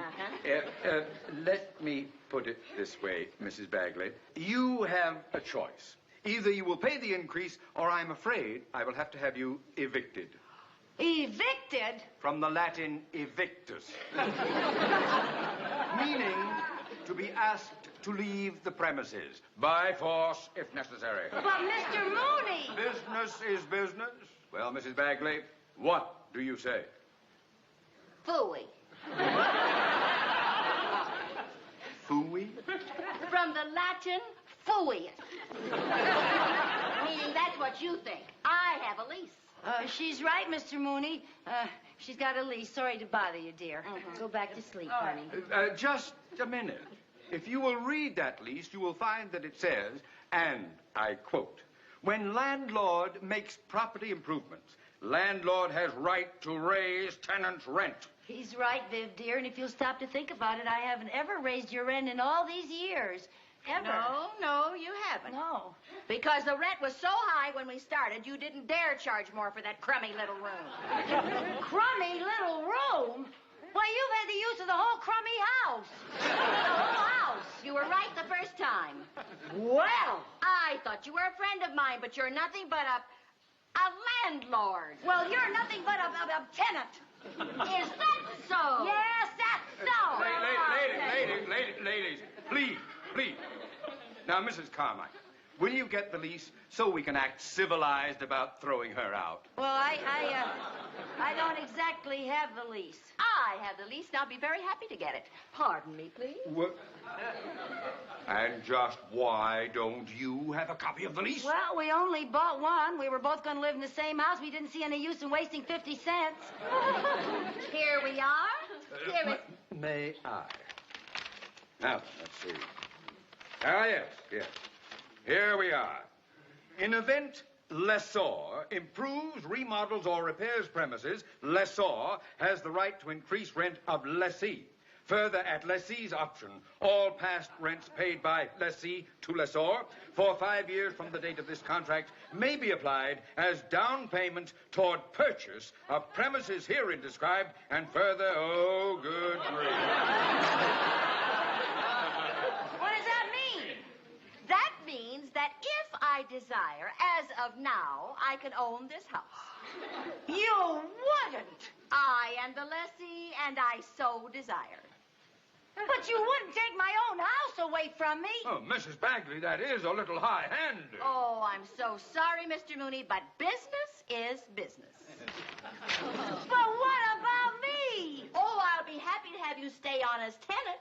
A tenant? At the same rent that I've been paying, plus 20%. Oh, now, of course, if you don't care to do that, I can always kick you out. Kick me out? Goodbye, Mr. Mooney. I'm so glad that you dropped in to read to us. Well, Mr. Mooney, I hope you're satisfied. I just can't believe it. We've lived together for 5 years, and now she does a thing like this to me. I want my house back. No. Don't cry. Crying isn't going to do any good. Wait a minute. Did you say 5 years? Yes, 5 years with that viper in my bosom. She has been living here for 5 years, and the lease is for 5 years. Maybe the lease has expired. What was the date you signed it? Well, Think. Well, I know it was near somebody's birthday because, we went to the dime store and we went there to buy candles and we saw these leases, so we decided to buy one and sign it so that it would make everything legal, so that even though we're good friends, nothing could ever happen. That's a laugh, isn't it? That's a laugh. Now, what? the date. What date? The date. Whose birthday was it? Oh, it was I don't remember. You don't remember? No. Birthday cake? Cake? Was there a cake? Yeah, there was a cake. There was a cake? Yeah. Ah, and what did it say on the cake? Happy birthday. Happy birthday to... Happy birthday to... I don't know. Oh, happy birthday. Candle. Birthday party. There was a party. Yeah, there was a party. There was a party. Yeah, there was a party. And you were there. Yeah, I was there. A lot of people were there. Yeah, there were a lot Everybody of there. kids, a lot of candles. And you bought the candles Yeah, to put we on had the cake. those. And you Yeah. lighted the candles, Yeah, we and had they a were lot on of the cake, candles. They were and on the the cake cake. was all bright. Yeah, Now, yeah. can you see the cake? Yes, I can see the cake. Good. Yeah. And on the cake it says, Happy birthday to... Sherman! Sherman! It was Sherman's birthday. Sherman's birthday. Yeah, it was Sherman. When is Sherman's birthday? Day after tomorrow. Day after tomorrow. Yeah. And when did you sign the lease? 5 years ago. 5 years ago. I mean, when did you sign the lease in relation to Sherman's birthday? Oh, it was right after the party. Look, wait. What? Wait, we've got it. What? If Sherman's birthday is day after tomorrow, Yeah. that means the lease is good for 2 more days. Now, if I know Mrs. Bagley, and I'm afraid I'm beginning to, she will be at the escrow department of the bank at 10:01 tomorrow morning, exercising her option. Well, we're not going to let her do that. Well, I'm afraid I can't stop her if she has that lease clutched in her greedy little hands. You mean if she didn't have that lease, she couldn't take my house away? That's right, she wouldn't have any proof. Oh. That is the most evil-sounding oh-ho I have ever heard. Now, there's got to be a way to swipe that lease from her before tomorrow morning. Mrs. Carmichael, swiping is illegal. I don't care. I'm not going to sit by and watch her give Sherman this house for a birthday present. Now, we've got to find a way to get that lease away from her before tomorrow morning. We? Just a minute. I am a man of integrity. You are also the man who got me into this, which, by the way, I never intend to let you forget. We must think of a way.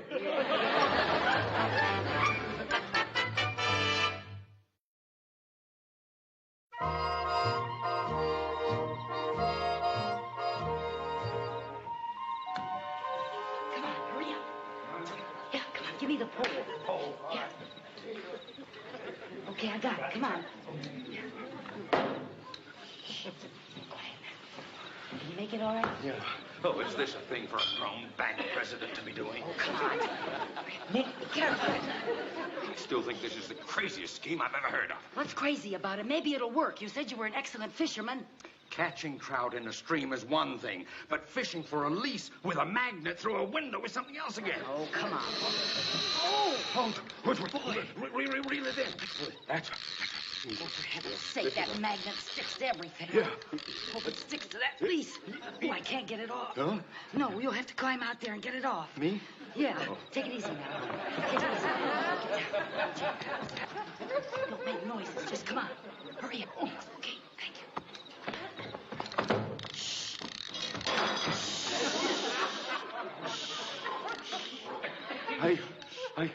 Are you sure she locked her bedroom door? I am positive she put the lease in her pajama pocket, said goodnight with a sneer, and locked the door behind her. Oh, Apparently, she doesn't trust anybody. Look. Are you certain the paper clip is still on the lease? I saw it with my own eyes. Don't rush me. Oh. Take it easy and be quiet.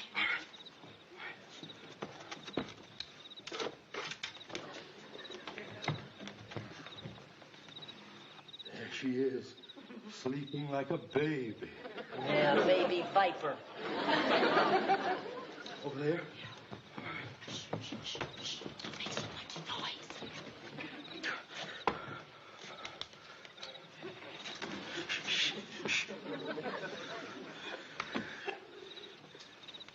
Isaac Walton, forgive me.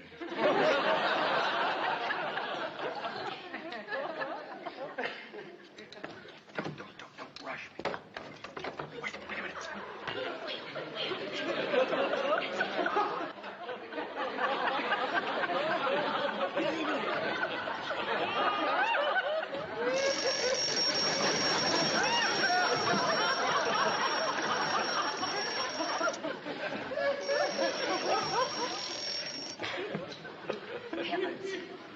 again.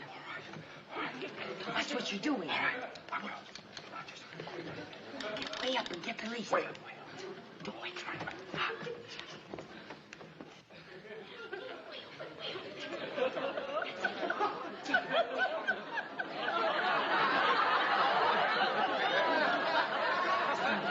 You are. You do better with worms. Well, it's a good night for it. They're certainly biting. For heaven's sake, this time go after the lease, will you? Oh, how would you like to try your luck? Well, I couldn't do any worse. All right.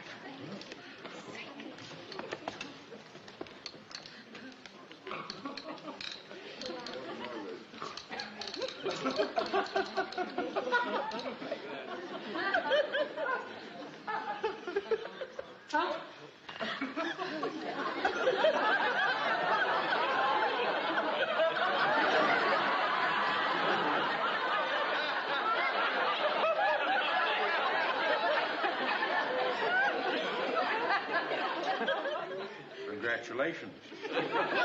You've just caught the season's first striped bifocal.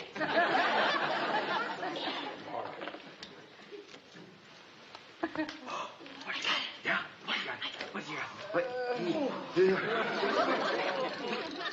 You've got to get in there, get that string untangled, and get that lease. Hold on.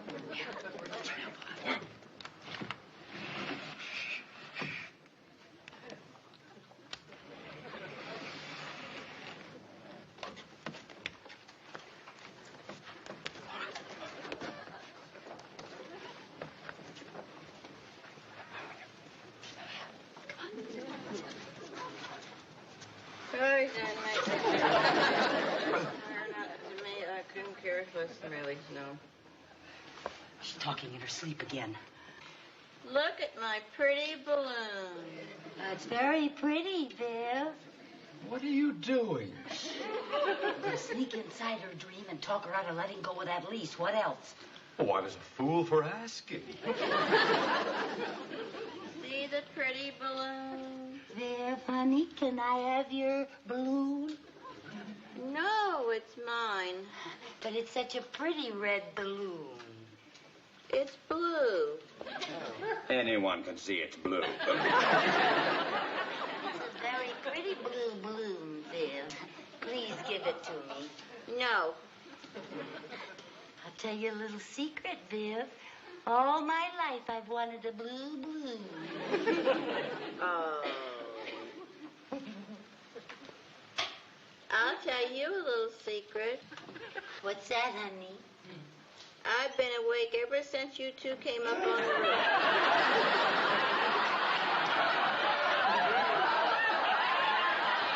That's a terrible thing to do. What do you mean a terrible thing to do? What about that, huh? How'd that get there? Oh, calm now, Lucy. Well, I was desperate. I was trying to get my house back. I wasn't going to take your house. You're my best friend. I just said that because you were going to evict me. Really? Yes. Oh, I wasn't going to evict you, Viv. No? You're my best friend. We're not going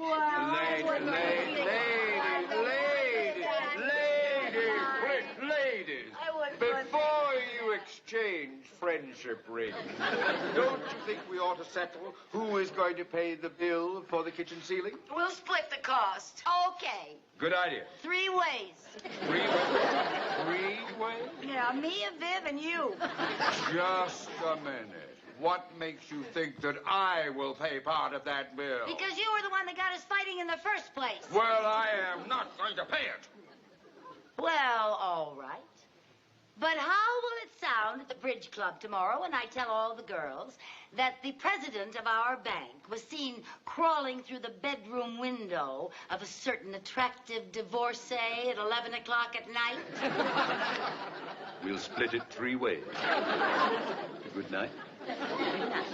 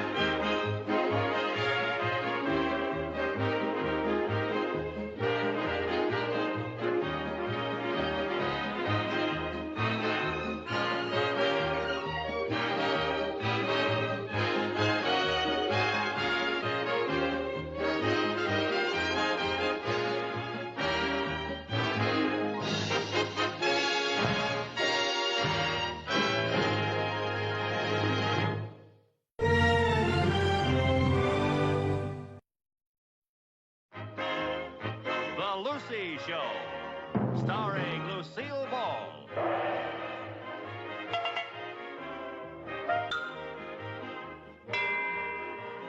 Co-starring Vivian Vance.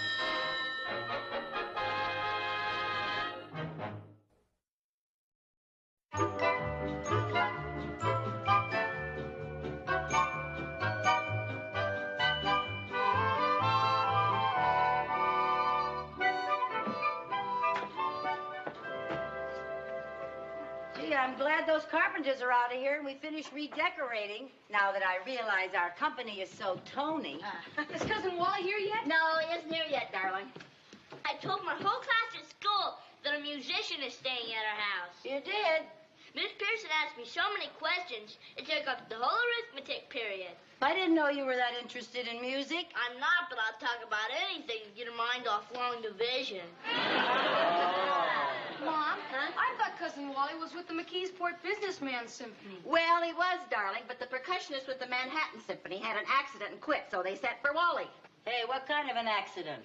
Well, it seems that during a credenza, he got carried away and pinched his nose between the cymbals. Oh, that was lucky for Wally, though, wasn't it? Oh, I finished cleaning up my room, Mom. Thank you, dear. And I hid all my rock and roll records like you told me to. Thank you very much. I don't think it'll hurt you too much to go 24 hours without hearing the surfers stomp. Oh, that must be Wally. Oh. Hi, Wally.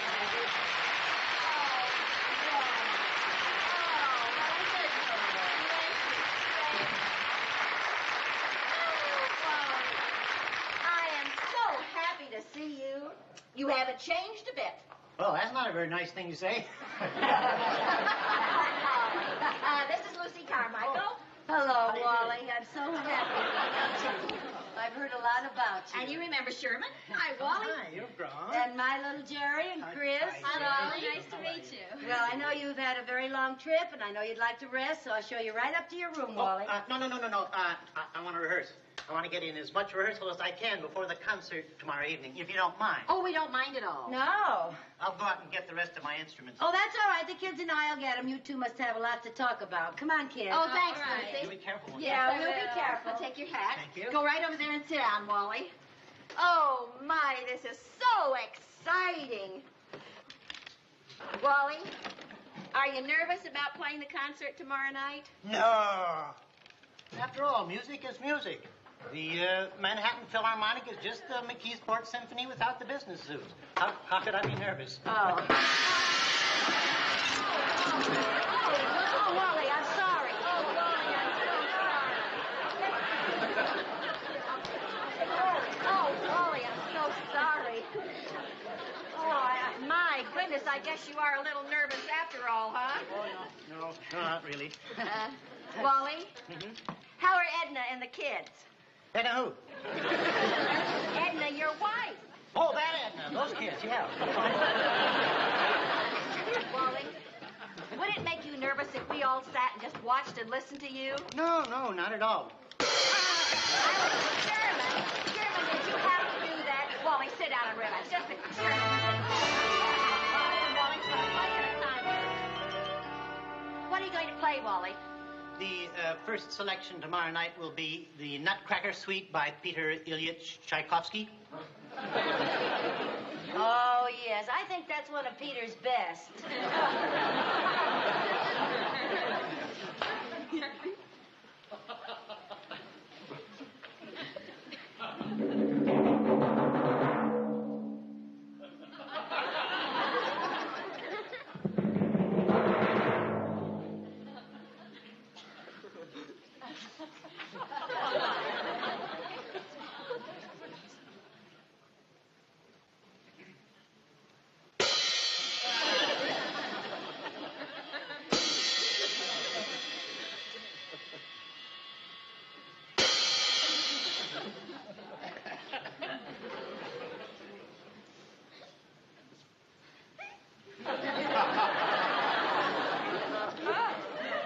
That's where the violins come in.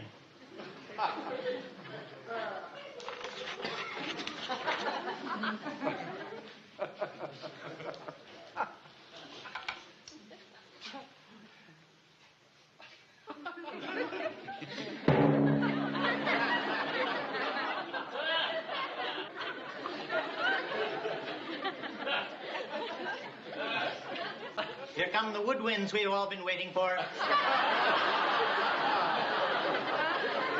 Yeah, these are the woodwinds. Isn't this part lovely? Oh. Just beautiful. I don't hear anything.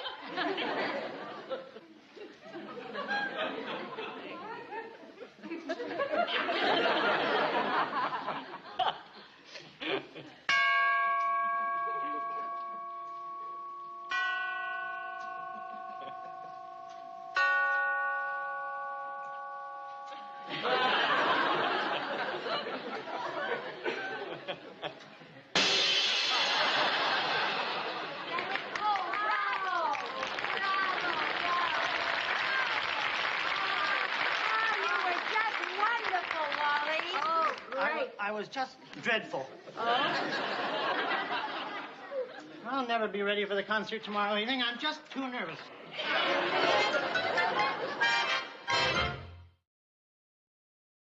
Hi, girls. Hi. I picked up Wally's dress suit. Mr. Krug did a good job pressing, don't you think? He certainly did. How is Wally? Oh, Lucy, he's still just as nervous as a cat. Really? I just sent him upstairs and told him to take a nap. I couldn't sleep a wink. I'll go into the kitchen and get a glass of milk. Oh, Wally. Oh, Lucy's going to be all worn out before the concert even starts tonight. Yeah, it's too bad we can't relieve that tension somehow. Make him smile or laugh or something. Hey, maybe I could tell him a joke. Jerry told me one he heard at school the other day. It's worth a try. Wally? Wally, do you know how to keep an elephant from charging? No, I don't think so. Take away his credit card.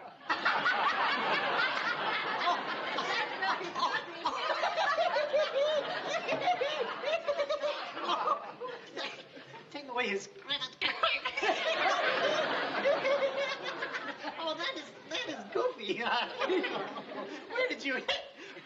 Where on earth did you hit? Oh, no. Oh. What's the matter? I laughed so hard I got the hiccups. The hiccups? I can't play a concert when I have the hiccups. Oh. It throws off all my timing. Don't worry, they'll go away. Oh, Wally, I have a sure cure for the hiccups. Wait a minute. I doubt if it'll work. The last time I had the hiccups, it took me 2 days to get rid of them. Really? All righty now, Wally. You just bite on this line. Oh, no. I don't like limes. They're too sour. That's just it. They're so sour, they'll take your mind off of your hiccups. Nothing doing. Now, come on, Wally. I'd rather have the hiccups. Wally, No, just give it a chance, for heaven's sake. Come on now, Wally. All right, I'll hold him and you put it in his mouth. All right. We did it!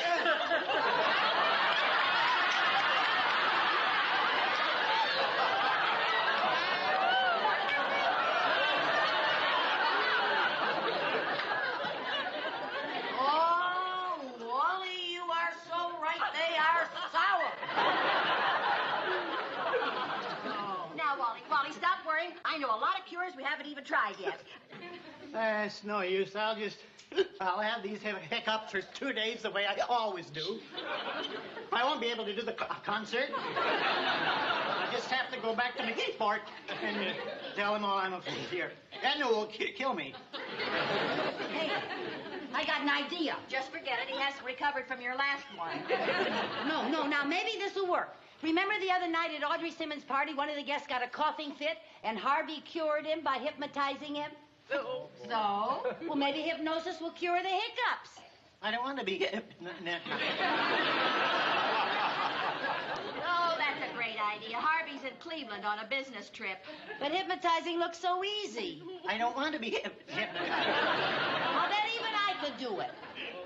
You? Why not? No, I don't want to be hypnotized. Why not, Wally? Maybe it'll work. work. Oh, Lucy, I don't think you should do that. You don't know how. Well, what's to know? All Harvey did was dangle a watch in front of that man's face and talk him to sleep. It's just the power of suggestion. Oh, I don't like the idea, Lucy. It's dangerous. Oh, Wally, give me your watch. I don't know. Look, it's either that or back to McKeesport and tell Edna you're a failure. All right, now sit down over there. Oh, now, Lucy. I doubt very much that this will work. I'll probably fight you every inch of the way. I've got a will of iron. Well, now, it's worth a try. All right, now relax. Just sit back, take it easy, and all you have to do is watch the watch, keep your eyes on the watch, and listen to what I say. All right now, Wally. Wally, what was it Harvey said? Did Harvey say you are getting sleepy or your eyes are getting very heavy? It seems to me he said, you are getting sleepy. Okay. Wally, you are getting... Lucy really did hypnotize him. Wonder how long it would have taken if he didn't have a will of iron. Why, you're even better than Harvey. Faster, anyway. Thank you. Well, all right now, Wally. When I count to 3, you are going to wake up and you are going to be cured of the hiccups. 1, 2, 3. I don't understand. That's the way Harvey did it. With one exception, when Harvey did it, the man woke up. All right, Wally, I'm going to give you one more chance. I'm going to count to 3, and you're going to wake up and you're going to be cured of the hiccups. 1, 2, 3.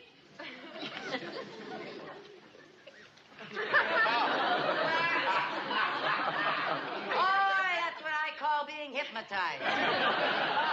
Oh, Lucy, this is terrible. Well, you got to admit one thing. I cured his hiccups. This is his one big chance, and you've ruined it for him. He's never going to wake up. Oh, yes, Wally, he you is. know you got to Wally. play that concert tonight. Wally. Come on, up. I got an up and idea. at him now, Wally. You know what Edna'll say. You know this is your one big chance, Wally. Wally. Wake up. That isn't doing a bit of good, Lucille. Come on now, Wally.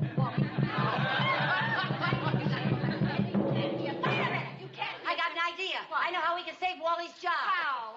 What's so tough about beating on a drum or tapping a triangle or clanging a cymbal? And look at this music. Every single cue is written out on it.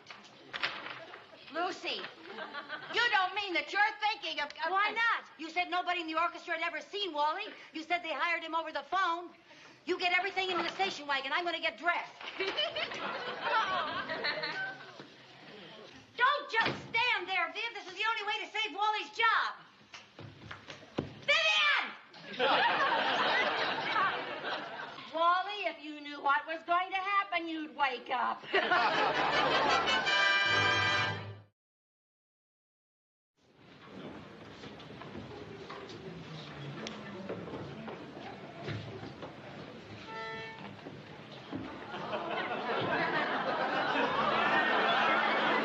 Ladies and gentlemen, the conductor of the Manhattan Symphony, Mr. Jacques Dvorak.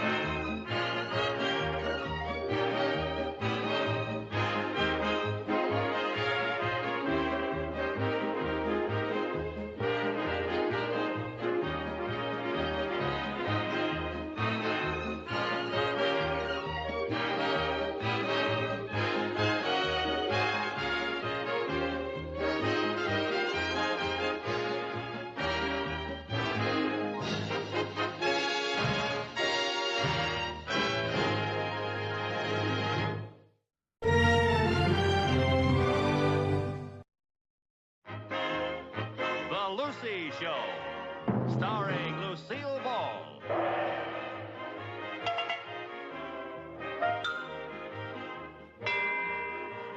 Co-starring Vivian Vance.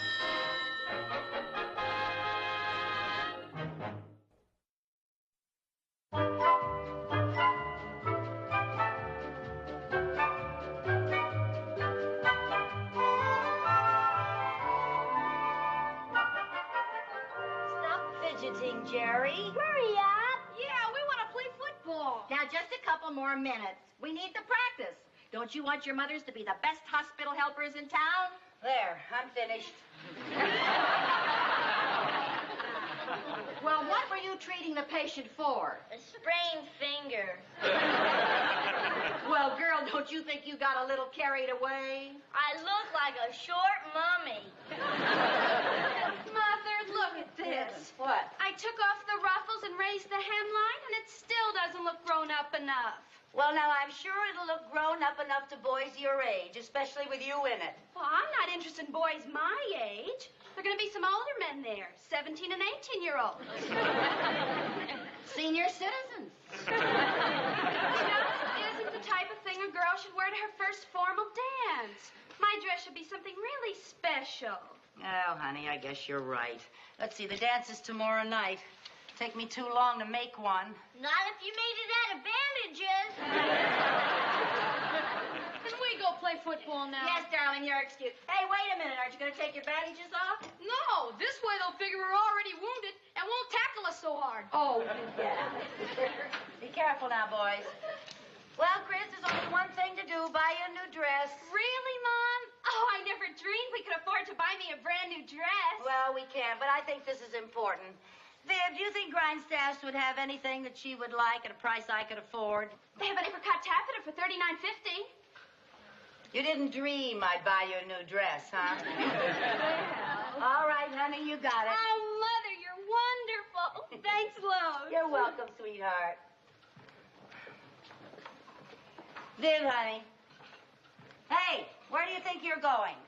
I'm trying to get out of the room before you ask me to loan you $39.50. Now, is that any attitude to take? Lucy, I am flat broke.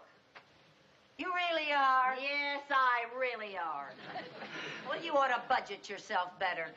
You ought to know enough to put something aside for my rainy day.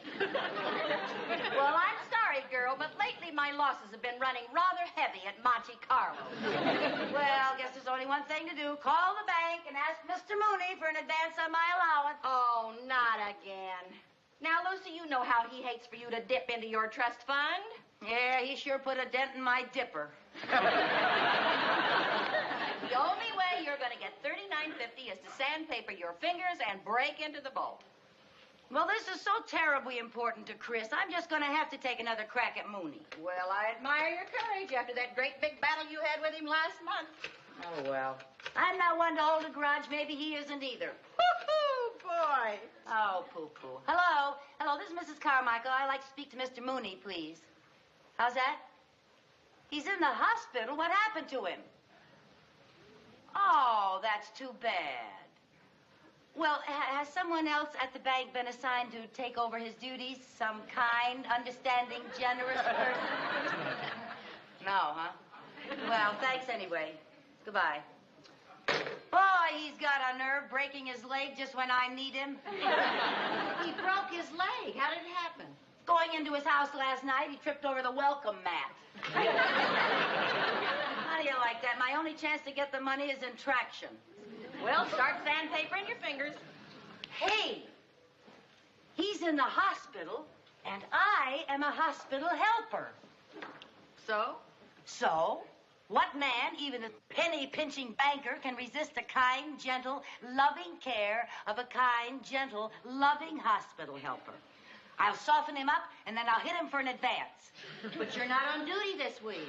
Well, I'll call Audrey Simmons and have her switch assignments with me. And you call Alice Canfield and have her switch assignments with you. Me? What do you need me for?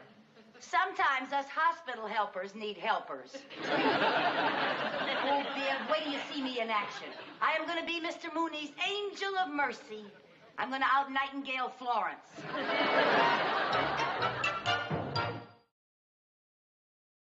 There we are. Thank you. Now, does that feel a little better? Ooh, yes.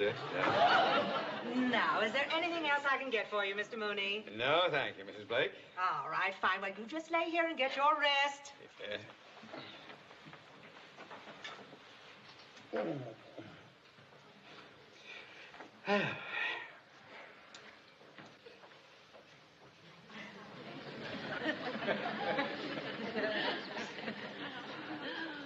Hello there, Mr. Mooney.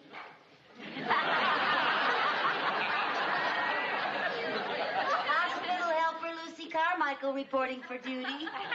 Oh, no. And how are we feeling this morning? We have just had a relapse. Look, Mrs. Carmichael, before I agreed to be hospitalized, they told me that you would not be on duty for 2 full weeks. My only hope is that I'm delirious and you're an hallucination. Now, Mr. Mooney. Can I do anything to make you more comfy? Yes. Get out. Now, Mr. Mooney, that's no attitude to take. While you're here, you are a patient and I am a nurse. My only purpose is to ease your suffering. Oh, how refreshing. Usually, your only purpose is to ask for an advance on your allowance. Yeah. Well, what can I do to make things more pleasant for you? Fluff up your Betty Bye? Betty Bye. No, thank you. My Betty Bye is sufficiently fluffed. All righty. Now then, shall we crank up your bed a little? If you think you can manage it. Oh, yes, sir. Say, speaking of formal dances... Were we? Well, yes. As a matter of fact, we were. That is, my daughter and I were. Crank, Mrs. Carmichael, crank, crank, crank. All righty.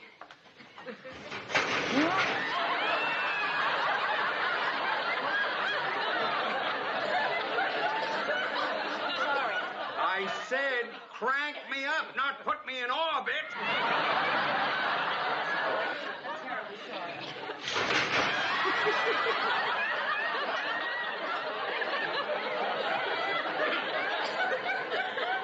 Mrs. Carmichael, will you please get out of here before you break my back? No, I'm terribly sorry, Mr. Mooney. You just relax now. Easy does it. Easy does it. Upsy-daisy. There we go. There you are. Now, Mrs. Carmichael, will you leave me alone? Say, speaking of alone... I'll get it. Hello? Yes, this is his room. Yes, this is his nurse speaking. Oh, there's a Western Union message for you. Oh, yes, I'll take it. Oh, you happen to have a pen on you. No, I left it in my other hospital coat. Oh, here's one. I don't suppose you have a piece of paper either, do you? No, I'm afraid I wasn't planning ahead when I slipped on that welcome mat. Oh, all right. Go ahead. Give me the message. Yes. Wishing you a recovery. Friends at the bank. I see. And from George, Elaine, Philip, William, Alice, Eric, Dick, and Virginia. Yes. I'm sure I got all those names. How many were there?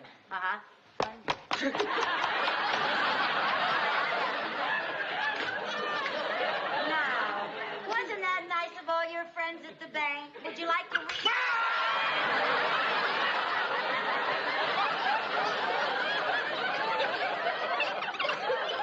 Well, I'm sorry. It's right there, all in a little chunk, if you want to read it. Goodbye, Mrs. Carmichael. Oh, I don't have any place to go. I just want to sit here with you and chat a while. Well, I don't feel like chatting. No, the doctor told me that I had to have plenty of rest. Well, what does he know? It just so happens that chatting helps bones to heal. Oh, this may be a major breakthrough in orthopedics. Chatting helps bones to heal. Oh, and speaking of heel, that reminds me of toe, which reminds me of feet, which reminds me of dancing. Only you would talk about dancing to a man with a broken leg. Mrs. Carmichael. Yes, sir. I know you are an angel of mercy. Oh. But please take wing. Here we are. Oh, I'll take that. Thank you. Thank you. Well, look what we have here, Mr. Mooney, our lunch. We are not very hungry. Well, now, when we are convalescing, we must take our nourishment so that we get strong enough to get out of our Betty Bye. Betty Bye. Mrs. Carmichael.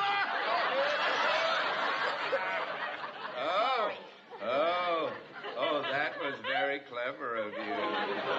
Oh, yes, a broken rib will take my mind off my broken leg. I'm terribly sorry. Now, you feel better after you've had your lunch. Now, let's see what we have. Oh, chicken soup. Chicken soup is very good to calm the nerves. Chatting heals bones, chicken soup soothes the nerves. Dr. Hutchinson certainly wasted his time going to medical school. Well, that could be, yes. Yeah. Oh, look at this. Turkey, gravy, mashed potatoes, and creamed beets. What yummies. Mrs. Carmichael, will you leave me alone with my yummy? No, no, sir. I'm going to feed you. I'm perfectly capable. Oh, of no, feeding you're not. myself. You're not strong enough to feed Mrs. yourself. Carmichael, Now, let's Mrs. open our mouth. Let's open I can feed myself. I'm not a child. Mrs. Carmichael, I'm going to feed myself. Well, all right, sir, if that's the way you want it.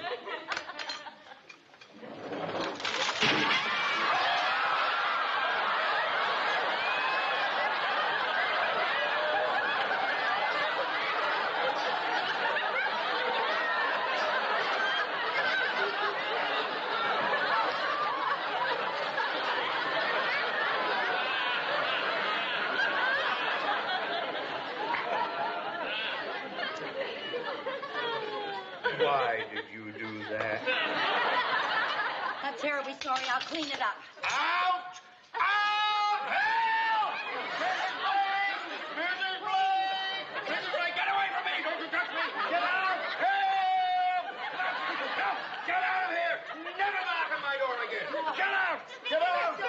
Mooney! Mr. Mooney, what seems to be the trouble? Get this woman out of here! Get her out of my sight! Look what she did to my lunch! She almost broke my rib, and she wrote it all over my dress! Calm your nerves. Oh, Mr. Mooney, sedative, I'm so sorry this sedative. happened. I can assure you this will never happen again, sir. Get her out of here! Get her out of here! Relax, try to relax. Mrs. Carmichael? Yes, ma'am? You are not to come in this room again. No, ma'am. You are not to come on this floor again. No, ma'am. In fact, if I see you on this floor again, I'll have you dismissed. Yes, ma'am. Wait! I just remembered. You are the one who gave me that welcome mat! Yes,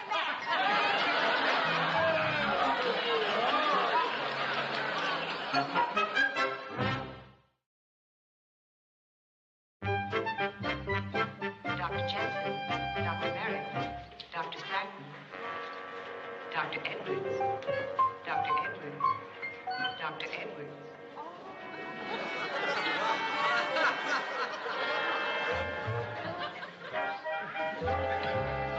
Nurse, I'll be in 305. Yes, Mrs. Brown. Good day. Hello there.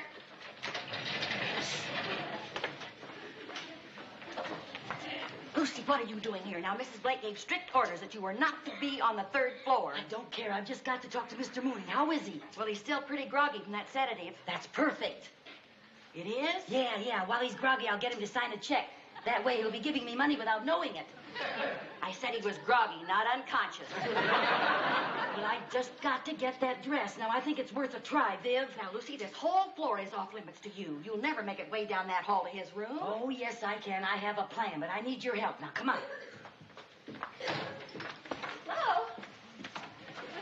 Dr.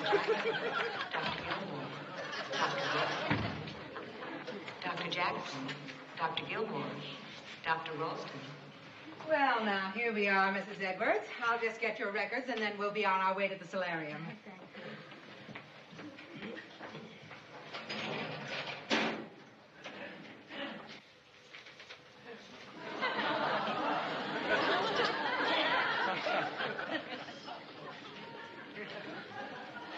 Oh, a nurse. Yes? Would you come with me, please? Oh, it'll only be a minute. But she, I now, have come to, with me. yeah, now, she, please. I'll see you later.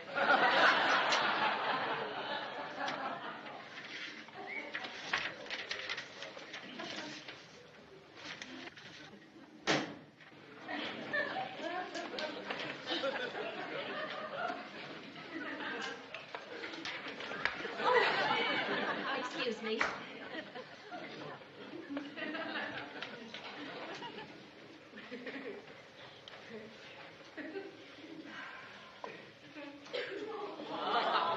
Here we go.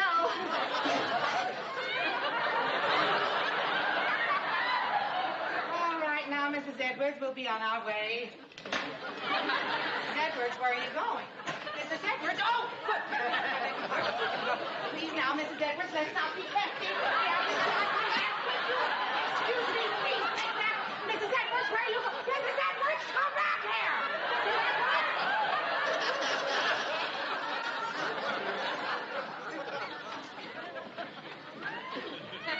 Mrs. Carmichael! Nurse! Help me catch that volunteer. I want her dismissed from this hospital. This way. Hurry! Hurry!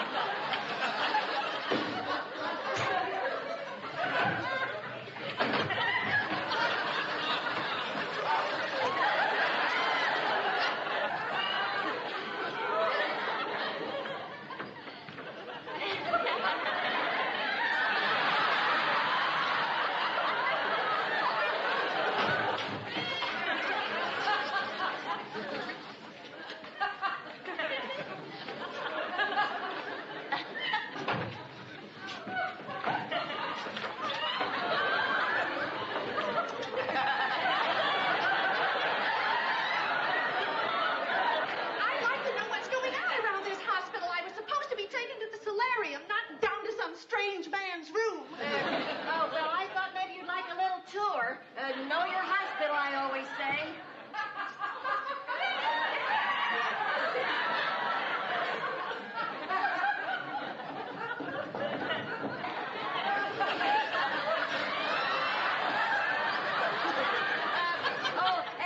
I have to take care of another patient. Some helper you turned out to be.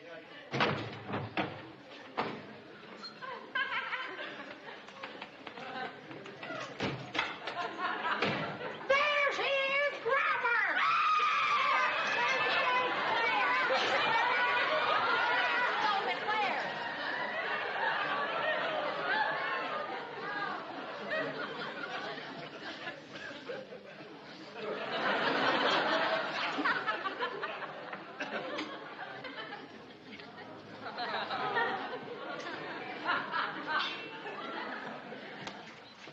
Dr. Davis! Say, Dr. Davis! I was in the gallery when you operated just now. May I congratulate you on that gastric resection? Thank you. I noticed you also repaired a diaphragmatic hernia, besides doing a vagotomy. I did. Oh, I did. Say, Dr. Davis, if you have a few moments, I'd be so honored if you'd care to come and observe. I'm doing my first autopsy. Well, I'd love to, but I've got to perform another one of those gastric, whatchamacallit. Another one? It's not on the same man.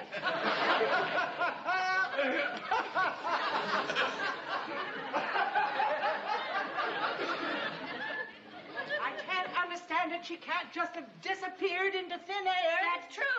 I'm going into the office and phone downstairs and see if they found her. All right.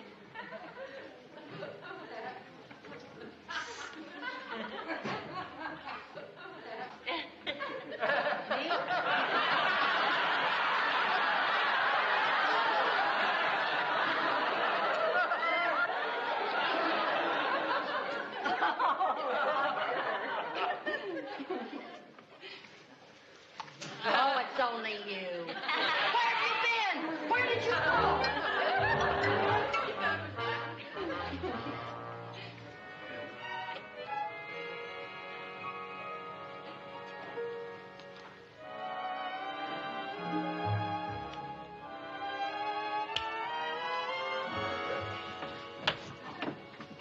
Come on.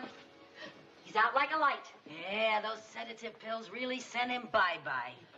Well, what do we do now? Wake him up? Yeah, but we have to be very careful how we wake him up. We want him to be awake enough to sign the check, but not awake enough to know that he's doing it. Mr. Mooney. Mr. Mooney. Come on, Mr. Mooney. Wake up. Mr. Mooney. Hey, come Mr. on. Mooney. I got an idea. Mr. Mooney. Mr. Mooney. There's a run on the bank. Wait. Oh, Mr. Mooney. Hey, you used to live on a farm in Indiana. Maybe this'll do it.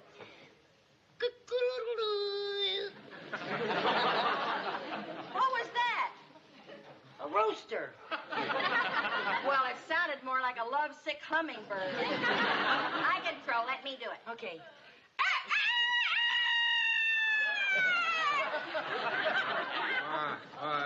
Hello, Doctor. Hello, Mr. Mooney. How are you feeling? I feel a little groggy. Yes, well, you feel a lot better once I set your leg. And before I do, I have to have your signature on the release to give me permission. I'm glad to know. You just sign right there, Mr. Mooney. Here. Mr. Mooney. Mr. Mooney, wake up. Do the rooster again.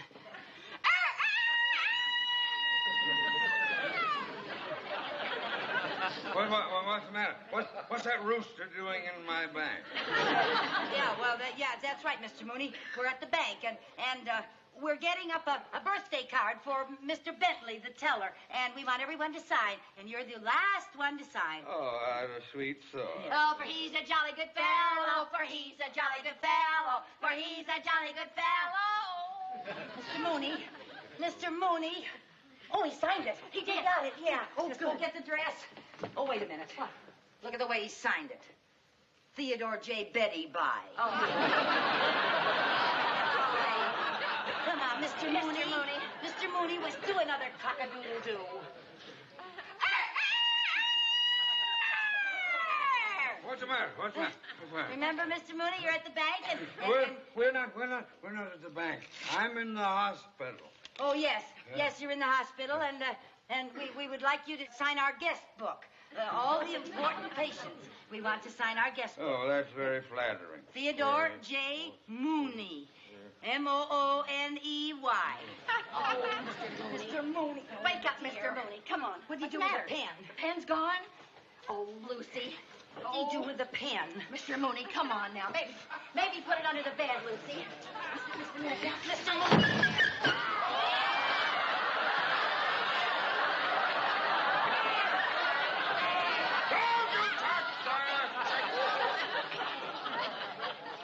What are you doing under my cast, Dr. Carmichael?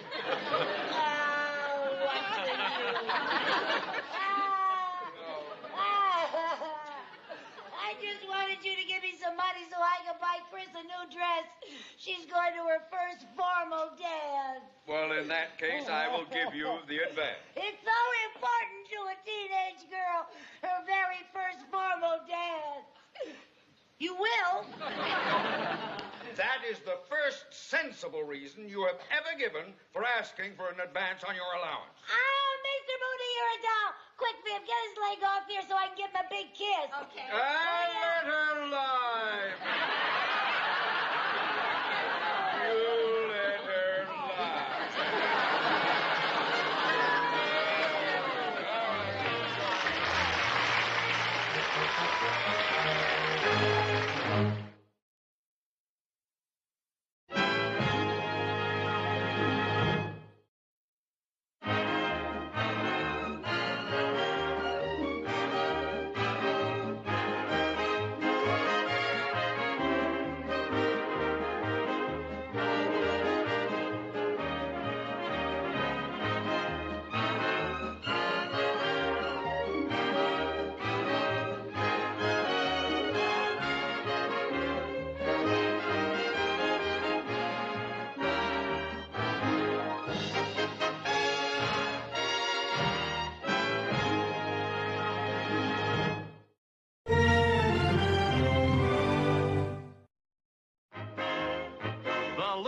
Show, starring Lucille Ball.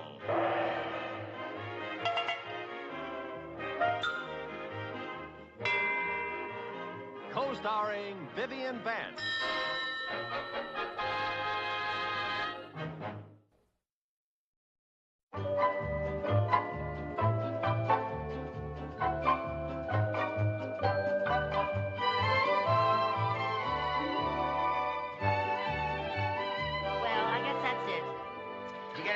Mrs. Carmichael? I think so, yes.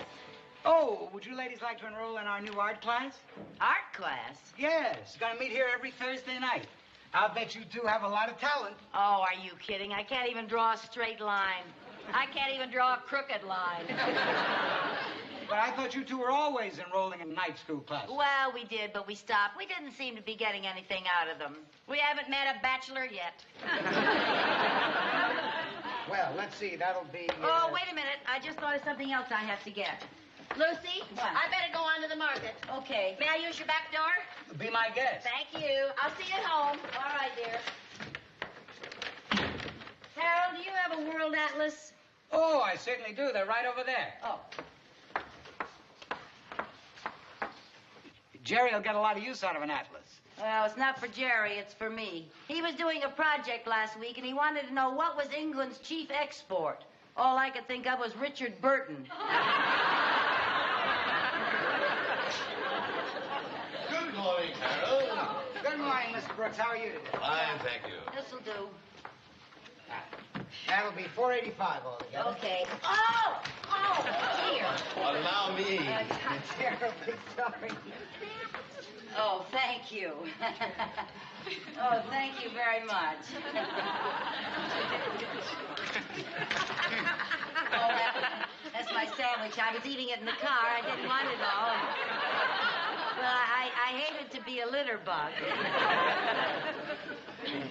Oh, I didn't want the apple either. A mouse trap? Sure, with all that food in there, she's bound to have mice. I was taking it back to the hardware store. It didn't work. I know this looks like a lot of junk, but it's all stuff that I need. Well, I guess that's all of it. Well, thank you very much. Not at all. I hope I wasn't any bother. Oh, you weren't any bother, huh? Really? Shall we start over? That'll be $4.85. Oh, yes. Say, Harold, has that print of mine been framed yet? Yes, it's all ready. I'll get it for you. Oh, good. Oh, I see you have some new prints. Yes, they just came in. Oh. Here. Thank you.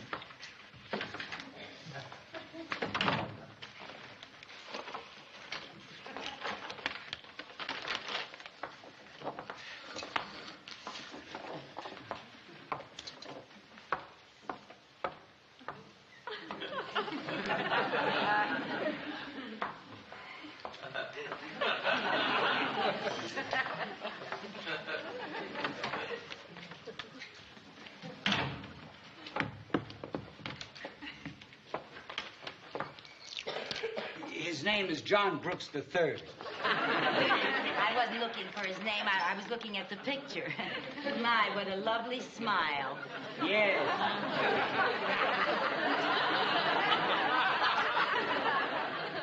Would you like to be formally introduced? No, that isn't necessary. Well, okay. Well, if you insist.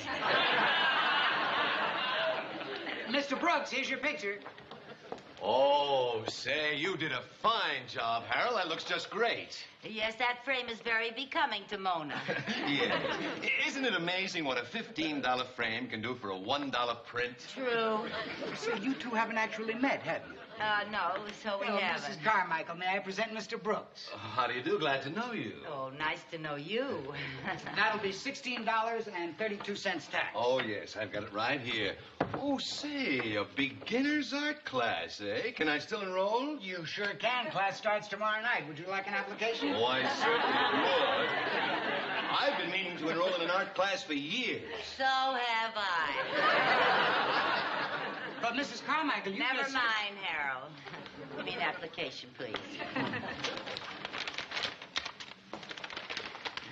Oh, would you like to share my little desk? Oh, thank you. You know, You know, the reason I have never enrolled in an art class before is because I've been so busy raising my 2 children all alone. Oh. Of course, you probably, your wife takes care of your children and all. Oh, no, I'm not married. Oh. Have you ever enrolled in an art class before? Oh, no, I don't even know if I have any talent. But I do believe that all of us have some sort of creativity bottled up inside of us. I feel the same way. In fact, I think this class might be just the thing to pop my cork. Yeah. Well, there you are. Yes, there you are. Well, very nice meeting you. Nice meeting you. I'll see you in class. Oh. Oh, thank you. Goodbye. Goodbye.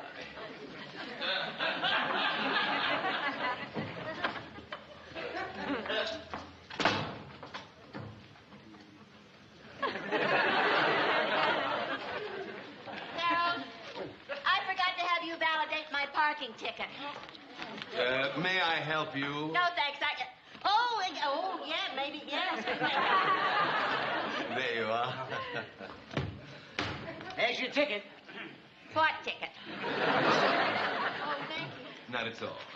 Oh, here's your change, Mr. Brooks. Oh, thank you. And I know you're going to get a lot of pleasure out of that art class. Oh, I'm sure I will. And it may give me a chance to meet some interesting people. I'll wrap this up for you. Oh, thanks. Pardon me. Yeah. Dare I presume that you are new in town? That's right. Oh, well, I'm in charge of the Danfield welcome wagon. I can't imagine how we happen to miss you.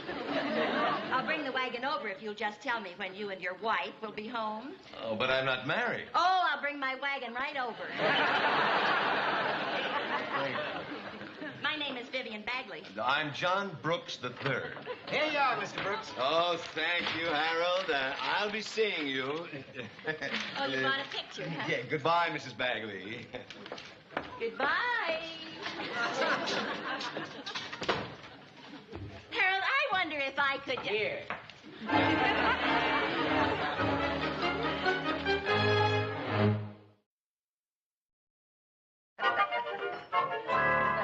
Oh, Viv, I almost forgot to tell you. I'm going out tonight. Will you do the dishes? I was just going to ask you to. I'm going out tonight, too. Oh, for heaven's sake. Well, Oh, I'm afraid I can't do the dishes. Cynthia's coming over and we're studying French together. well, merci beaucoup a lot. Sorry, I have a Spanish test. Well, I'd love to do the dishes. well, now, how come you're so eager to do the dishes? I thought you had homework to do. Yes, but I'm willing to forget it if you are. Never mind, young man. I could sure use your practice For what? for when I get married. A good husband knows how to wash dishes. Well, a good husband doesn't flunk the 4th grade. I still want to do your homework. Come on, we'll stack them, then we'll do them later when we come home. Okay. I didn't know you were busy tonight. What are you doing? I enrolled in that art class. You did? Yeah. So did I. Well, good for you. You know, Viv, I just got to thinking.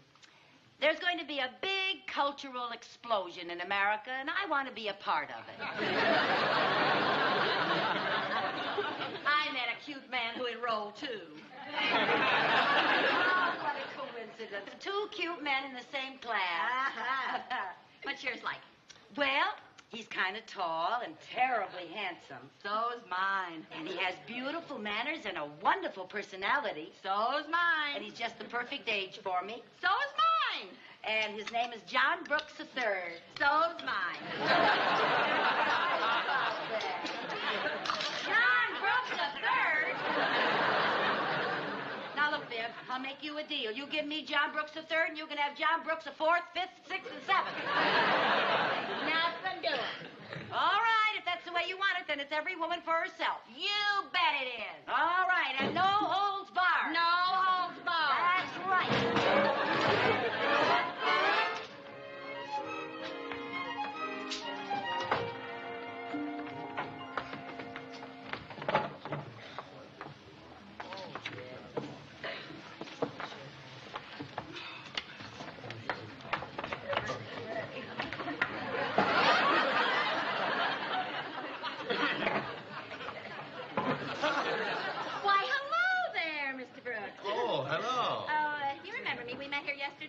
Vivian Bagley. Yes, nice seeing you Oh, again. it's nice to see you again, too. You got your pad and all ready to Yes, start? all my everything? equipment. Oh, that's good. Hello there, Mr. Brooks. Oh, hi there. Good evening, ladies and gentlemen. I am Mr. Grusman, your teacher. Welcome to our beginner's art class. Now, tonight we're going to start out with sketching in charcoal. I just want you to go ahead and draw this bowl of fruit. Now, don't be inhibited. Sketch any way you see it. Then we'll talk about your drawings and learn as we go along. All right, class, start drawing. Right.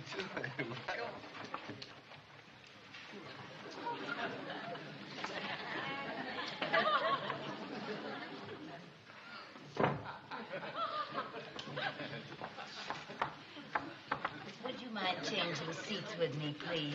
Well, I'll be glad to change with you, Mrs. Carmichael.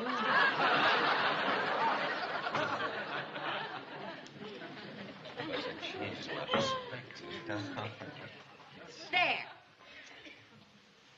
Well, that looks pretty good, Vivian. Well, thank you. How come you don't draw what the rest of the class is drawing? Oh, I broke my pencil. Oh, that's all right. Get one off the table. Plenty of them there. Oh, thank you. My, that's nice. That looks real. Sit down, dear.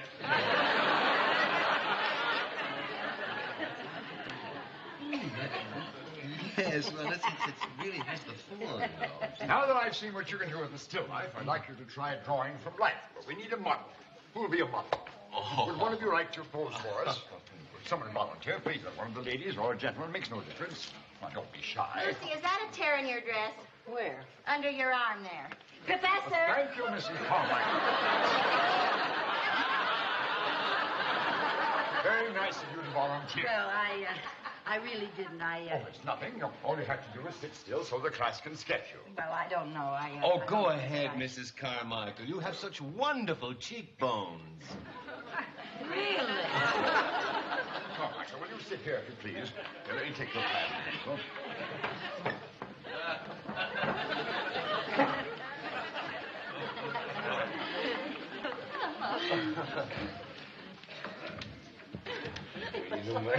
Now, Mrs. Carmichael, will you strike a natural pose? Better make it something comfortable because you'll have to sit quite still and not move for about half an hour. A half an hour? Mr. Brooks. Oh? Could you see my cheekbones from there? Oh, yeah. Don't move. That's it, class. Start drawing.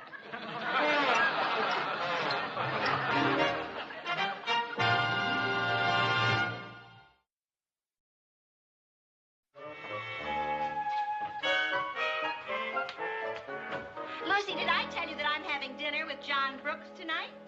Did I tell you I'm tired of hearing about it? Oh, come on now. Just because he asked me for a date instead of you, is that any reason to be a big sorehead? You bet your sweet life it is. What an underhanded thing to do, tricking me into modeling just so you could spend all that time with him yourself. Oh, now don't blame me. Blame your wonderful cheekbones. If you hadn't been so sneaky, I'd be the one going out with him tonight. Well, while I'm out with him tonight, dear, why don't you amuse yourself by sketching a bowl of sour grapes?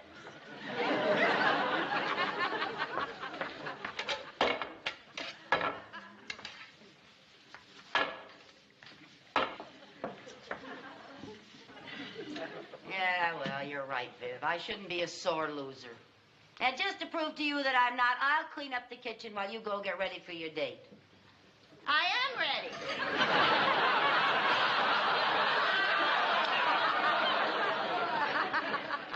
You don't wear that? Yes. Oh.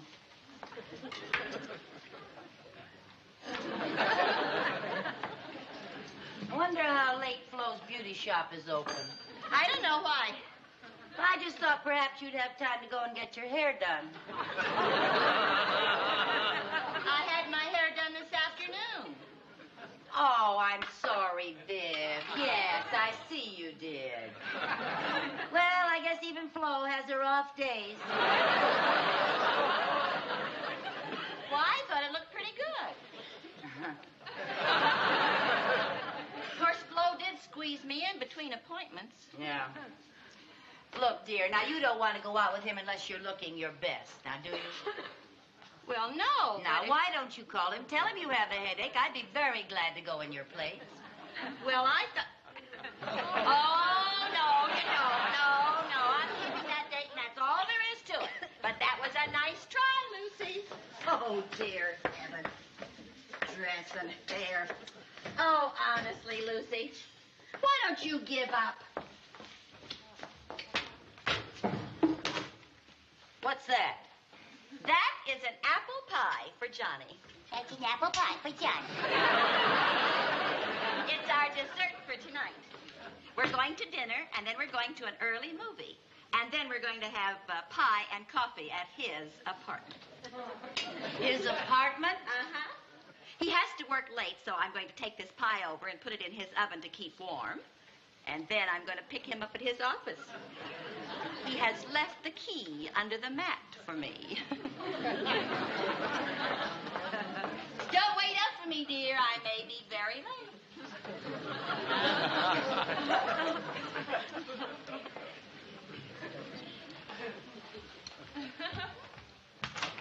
Jerry!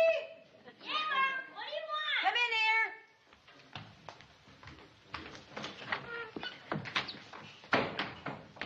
Yeah, Mom. What do you want? I want you to go to the store and get me 3 jars of hot peppers, 2 cans of anchovies, and 1 bottle of Tabasco sauce. I am going to bake an apple pie.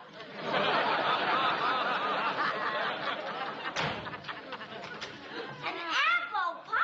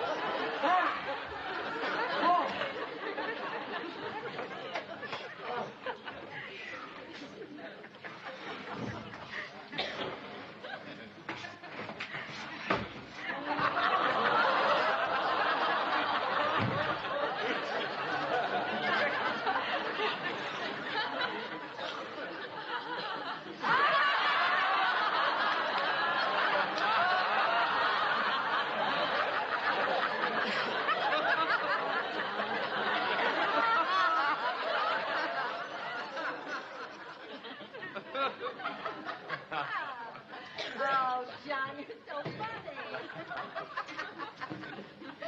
Oh, my. Can't you find the key? No, I don't know where I left it. I put it under the mat. Oh, yes. Oh, here it is. Fine. Dear. I hope you didn't mind not going to the movies. I hate to wait in line. Oh, I didn't mind missing that movie at all. My, this is the darlingest department. Well, it'll be a lot nicer when I get those pictures hung. It's still a little messy. Say, Viv, would you just throw these into the bedroom while I turn on some records? I just love to. Thank you.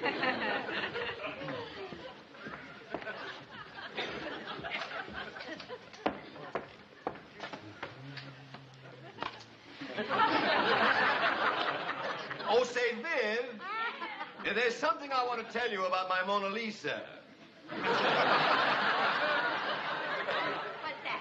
Well, you remember that day we met in the art store? Do I? Well, when I first saw the frame Harold put on it, I thought it was great. But now that I have it here in my apartment, I think the frame should be darker. So I'd like you to take a look at it and give me your opinion. Tell me what you think of it.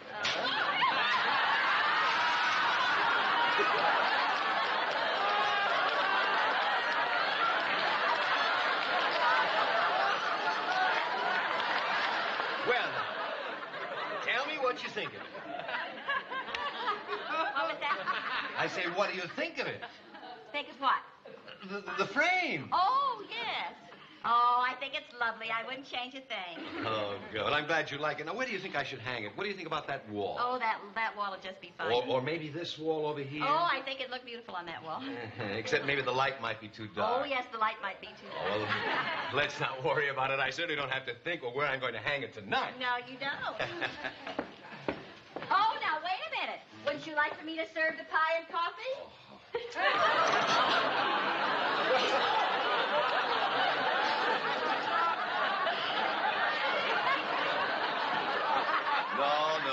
No pie and coffee for me. I had just a little too much dinner. Oh, my, that was a wonderful dinner. Wasn't it, though? It's just too bad you couldn't talk your friend, Mrs. Carmichael, into joining us. Oh, I tried to. I just begged her to come along. But you know, lately she doesn't seem to care much about going out. Oh? She seems perfectly content just to stay at home with her 2 children and her cats and her parrot. But you show me the rest of the apartment. I've only seen the living room and the bedroom. But I noticed you had a terrace. I'd like to see your terrace. Well, Take another look at that picture. What? Mona Lisa is Mona Lucy. What? Do you mind if I have a little fun? No, go ahead. Oh, that really is a lovely terrace. Yeah, lovely view, too. I love the whole apartment.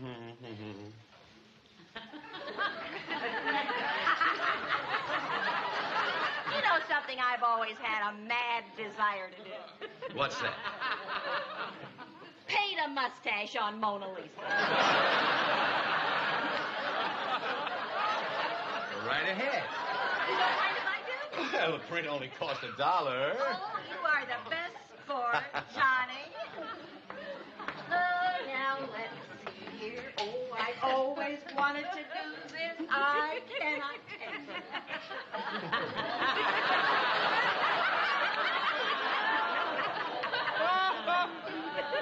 How's that? Oh, that's quite an improvement. How do you think Mona would look with big, bushy, black eyebrows? Be my guest. Shall I? Sure. Why not? Why not?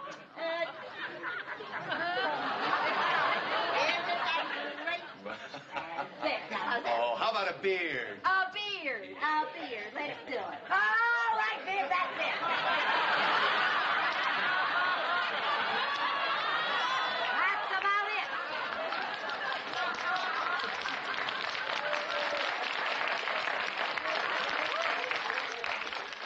Lucy, what are you doing here? Well, the children were asleep, and the parrot was telling stories to the cat.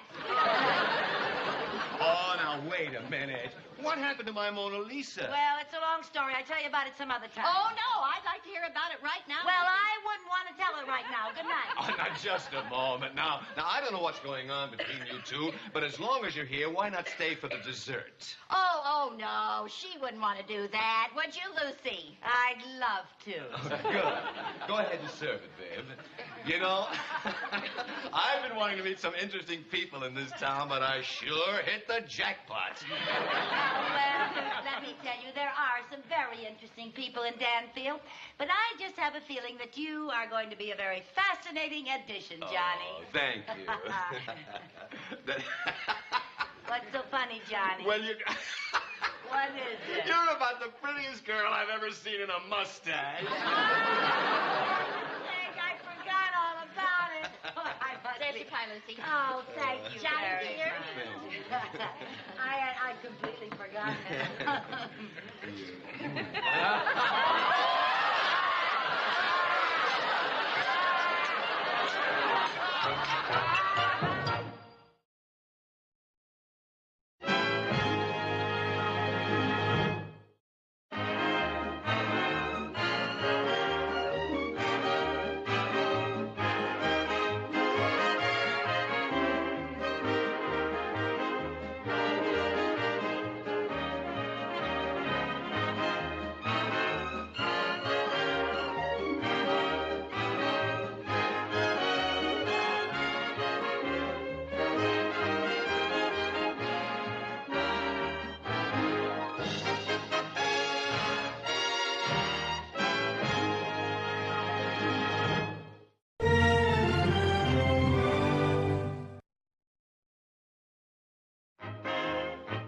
Lucy Show, starring Lucille Ball.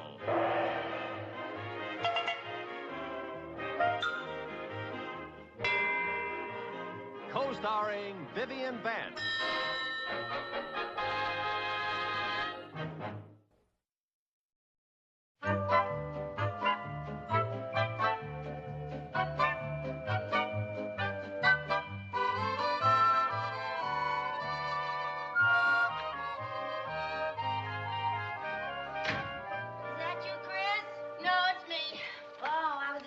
Chris. Lucy, by any chance, has there been anything in a paper lately about the surface of the earth gradually tilting? No, why? Well, I'll swear that hill from the market up to this house gets steeper every year. Where you been so long? Oh, I stopped by the malt shop and had a marshmallow sundae. Oh, a marshmallow sundae. Viv, I thought you were on a diet. I am. I had to have something to give me the strength to climb that Matterhorn. Oh. Say, I saw Chris at the malt shop. Oh? She was with Ted Mooney Jr. again. Oh, you know, I'm glad Chris is having dates with Ted. He's a nice boy. Yeah, he sure is. You know, I may be forced to go to the bank and tell Mr. Mooney that I finally found something I like about him, his son. Oh, Ted certainly is an improvement over that Chuck Gibbons. Every time I think of Chuck, I see him hunched over in our kitchen with the light of the refrigerator shining in his face. Hi, Mom. Hi, dear. Oh, the most wonderful thing has happened. What? You'll never believe it. What? Ted Mooney and I are going steady. Ted, and you are going whatty? Steady. I'm wearing the class ring that makes it official, see? Oh, gee, Mom, this is the most thrilling moment of my life. Aren't you excited? Dumbfounded is the word. Well, don't you think you're a little young, Chris, to be going steady? Oh, Mother, don't be old-fashioned. All the girls at school go steady. And, Mom, Ted and I have so much in common. We both like the same hootenanny singers, we both wear Beethoven sweatshirts, and we both do our homework listening to Dave Brubeck's jazz combo. Well, Univac couldn't have come up with a more ideal... Oh, wait till the girls see us tomorrow. They'll flip. My little chick has flown the coop. Oh, now, Lucy. To a boy and girl in high school, there is nothing quite as temporary as going steady. It'll last a week, 2 weeks, then it'll all be over. But well, what if it isn't? They go steady, and then they get engaged, and then they get married, and the next thing you know, I'm too young to be a grandmother. Oh, girl. I just can't believe it. Chris going steady. Oh, now, Lucy, I think you're taking this thing much too seriously. They're just kids. It's puppy love. Puppy love. That was a ring he gave her, not a dog biscuit. Listen, I'm going over and talk to Mr. Mooney. This is his problem, too. Now, Mrs. Carmichael, maybe we're getting excited about nothing. A lot of Ted's friends go steady. It doesn't mean a thing. Why, a week from now, Ted and Chris may change their minds and go steady with somebody else. Well, suppose they don't change their minds. Suppose they keep on going steady, and then they get engaged, and then they get married. Married? You mean you and I might be related? That's right. We have got to do something rash. But we'll forbid them to ever see each other again. Right. Yeah. We'll forbid them to see each other again. That... Oh, wait a minute. Wait a minute. We may be going at this all wrong. What do you mean? Well, you know how teenagers are. They resent parental authority. The minute you tell them not to do something, that's just what they're going to do. Point well taken. Then how should we go about nipping this thing in the bud? Reverse psychology. That's what we'll use. How? Well, we'll encourage them. We'll tell them we think it's wonderful that they're going steady. And if they care so much about each other, maybe they ought to get married. But we don't want them to get married. Oh, I know that. But don't you see, when we tell them to get married, they'll feel that they're in so deep, they'll get scared and call the whole thing off. Are you sure that's the way teenagers think? I'm positive. Weren't you ever a teenager? Well, of course. What do you think? Well, I thought maybe one day they opened the bank vault and out you pop.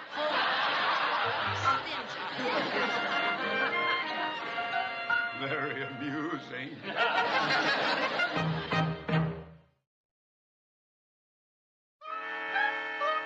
come. Here they come. Now remember, go in the kitchen and call Mr. Mooney and get ready to go into your act. Yes, okay, all right. Hurry up now. Don't forget.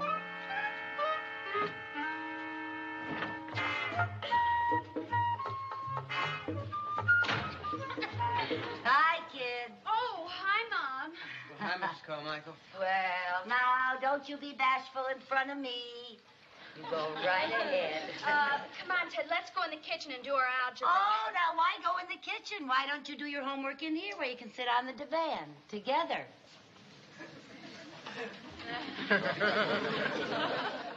Oh, come now. Closer. After all, you're going steady. That's it. My, what a lovely couple. Go ahead, do your studying. Mom,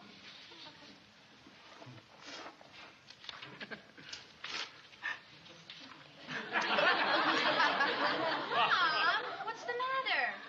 Oh, nothing, darling. Don't pay any attention to me. It's just that the thought of a wedding always makes me cry. Wedding?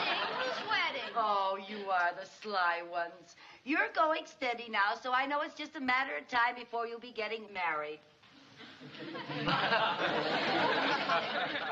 Holy cow. Chris, darling, we should be making plans. You know, it's never too early to start talking about a wedding. But, Mom, Ted and I are just going steady. Marriage never entered our mind. Don't worry about a thing, dear. I'll take care of everything. You'll have a big church wedding, and I already have the music picked out. And guess who the soloist is going to be? Oh. I love you truly.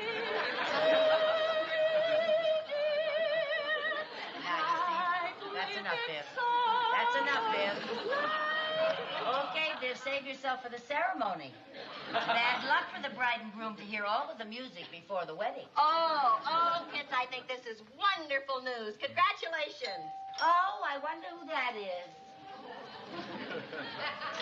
Oh, Mr. Mooney, how nice of you. Well, I always say if you're going to have a big wedding, do it in style. Oh, what a marvelous idea. A formal wedding. Yeah. Let's have it in June so we can have it out in the garden. A Yeah. garden wedding. We'll invite the entire town. Oh, the entire town. All right. That's Dad. their wedding. Yeah, and I'll have a bride and a Dad. Dad. Yes, my boy. Dad, I've got to talk to you. I know what you're going to say, and don't worry about it. Everybody gets nervous. I even had some doubts myself before the ceremony. So did I. I had my doubts after this ceremony. Hey, Dad, this whole thing of getting married is a pretty big surprise to me. Well, it came as a surprise to me, too, but the more I thought about it, the better I liked it. Just think, in no time at all, you'll be presenting me with my first grandchild. Holy cow! Oh, say, I just thought of something, Viv. Maybe Chris could wear my wedding dress. What do you think? I think she could. Just a few alterations here and there. Yeah, it's in a box in the garage. Let's go out and look for it. All right. Mr. Mooney, how would you like to come with us? I'm sure the kids have a lot to talk about. Oh, yeah.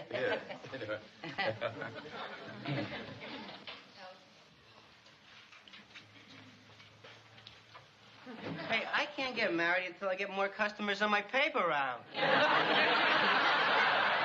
Ted, before you get panicky, I want to tell you something. This whole Here Comes the Bride kick is one of my mother's schemes. What? Our folks are using reverse psychology on us. They don't like our going steady, so they're acting like they want us to get married. Well, they don't want us to get married. No. Say, maybe we should use some reverse psychology. What do you mean? Well, we'll pretend that we like the idea of getting married and give them a good scare. Now, do what I do. Yeah, I think it'll work very well, yeah. Chris, I think you'll be a perfect dream in my wedding gown. Well, how are the bride and groom to be getting along? Oh, fine, Mr. Mooney. And we decided not to go steady anymore. Oh. Yes, we really weren't that serious, but after hearing all about the big wedding, we decided we would get married. Yeah, you see, married? Oh, we knew you'd be pleased, Mom, and we've got you to thank for the whole idea.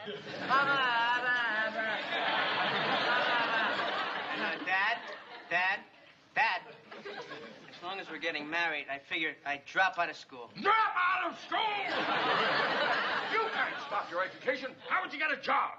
I work for you at the bank. You don't know anything about banking. I got my marksmanship badge at camp last summer. I'll be a bank guard. Bank guard? Yeah, boy, I'd sure like to use one of those guns. Bang, bang, bang. Oh, merciful heaven! Come on, sweetheart. Let's go down to the malt shop and tell all the gang. Okay, pussycat. Bye, Dad. Yes, goodbye, Dad.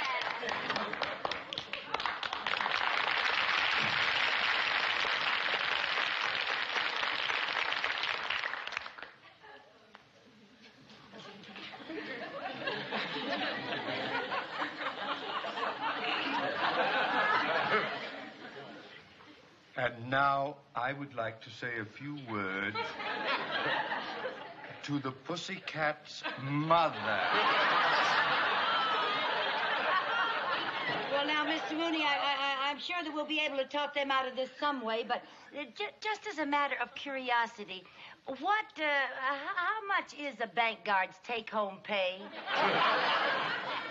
Mrs. Carmichael! If you just keep out of this, Lucy, I decided I'd rather sing, oh, promise me that someday and I... Oh, shut up!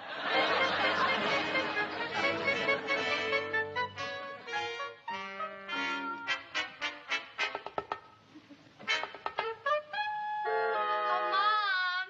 Yes, dear? I'm going over to Cynthia's house. Oh, honey, anything you want to tell me before you go? No, I don't think so. Oh. Well, have fun. Okay, bye-bye. Bye.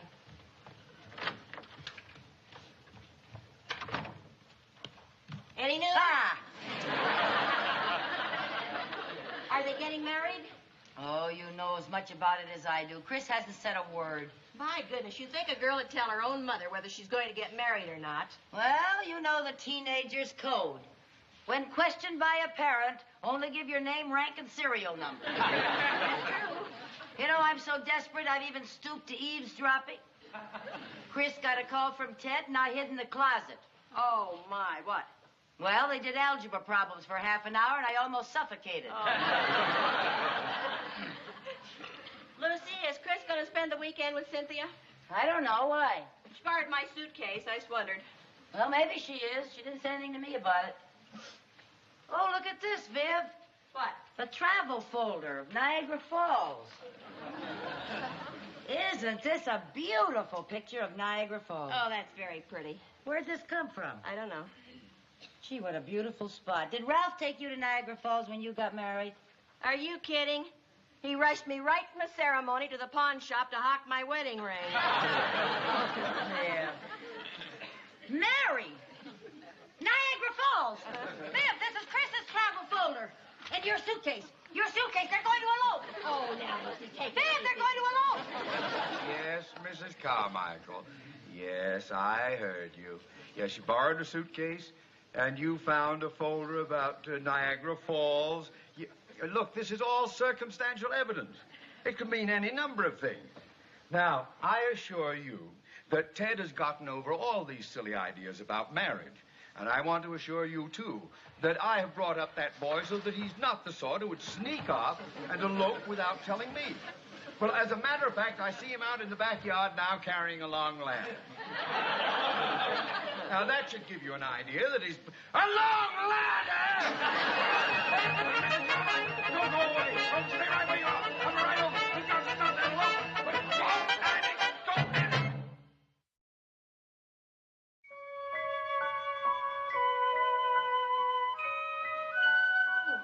Okay, Mr. Mooney, come on.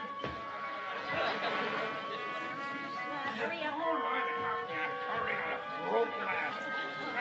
Give me your hand. Oh,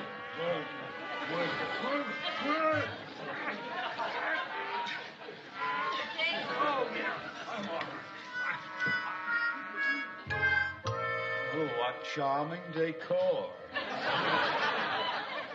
What is this, early Huckleberry Finn?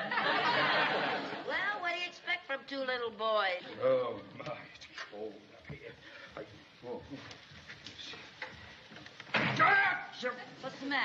Why did they build the ceiling so low? Oh, because they built it for little boys. This is their clubhouse. We're not supposed to be up here. Then why are we here? Oh, I already told you, Mr. Mooney, this is the perfect lookout post. Now, they can't possibly elope without us seeing them. Now, look, right over there. That's Chris's window on the second floor, see? Uh-huh. And right there is the back door. Yeah. Right there is the side door. Uh-huh. And this is the road that Ted has to use to drive over here.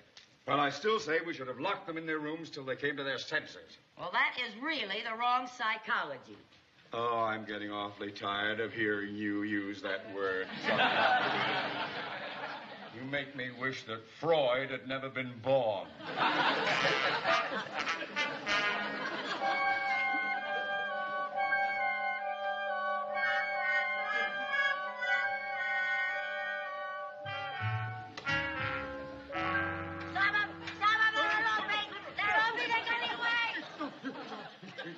It's your turn to go on watch. Oh. Oh. What time is it? It's 2 o'clock in the morning. Oh. Wait till I get hold of that son of mine. If he's going to elope, he could do it at a decent hour. It's your turn to be on watch.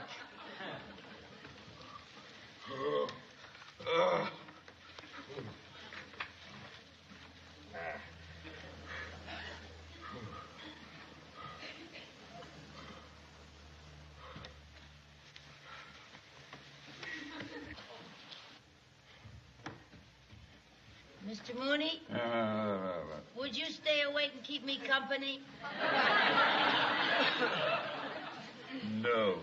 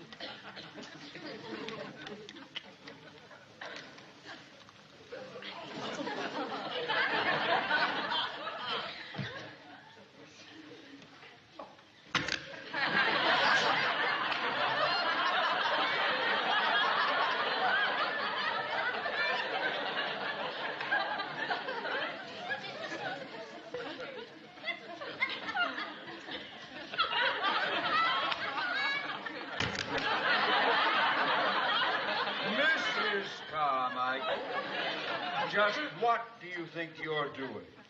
Cracking nuts. Where did you get them? I got them from that squirrel's deep freeze. Give me some. No, get your own.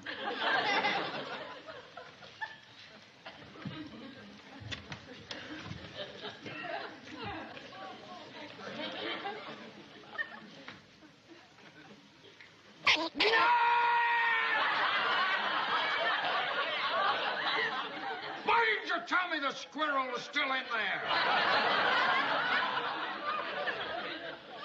You didn't ask me. Oh. Oh, look, Mr. Mooney, a little star peeking through that patch of clouds. Starlight, star bright, first star I see tonight. I wish I may, I wish I might have the wish I wish tonight. Don't you want to make a wish, Mr. Mooney? I already did. But you're still here. All right. You're still on watch.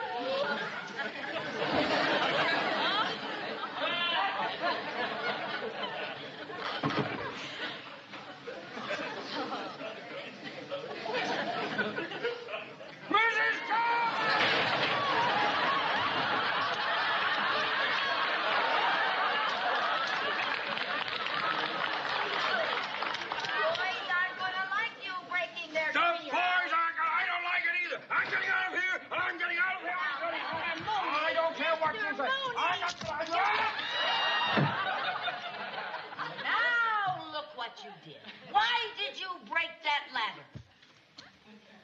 I'm having so much fun up here. I didn't want it ever to end. Well, I guess you're just going to have to shinny down that tree and get that ladder.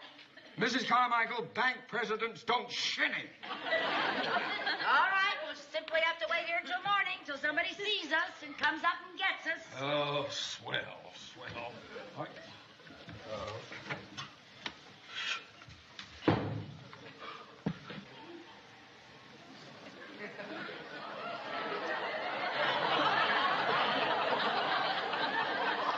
Snowy. That's all we need. Well, at least they'll have a white elopement.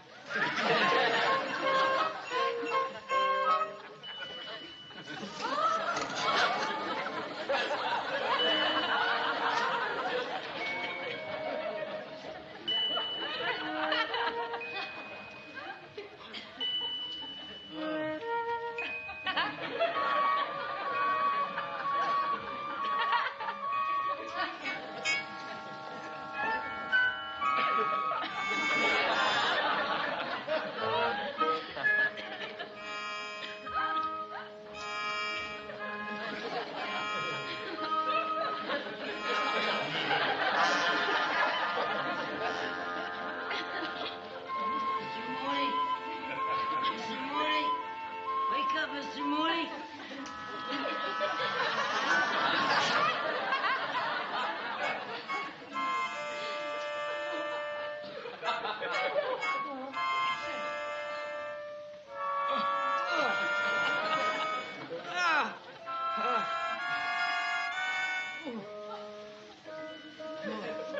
Stiff.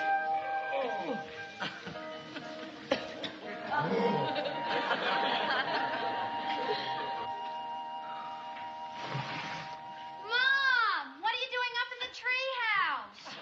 Chris, you didn't elope last night. No, Ted and I had no intention of eloping. We were just playing a trick on you because you were using all that reverse psychology. Oh, have we got a couple of wonderful children? Mrs. Carmichael, if your fingers ever thaw out, I'm going to strangle you. What, honey? I've got to run, Mom. Aunt Viv's driving me to school. All right, sweetheart. See you later. Bye-bye. I told you, Mr. Mooney. I told you we had nothing. Ah!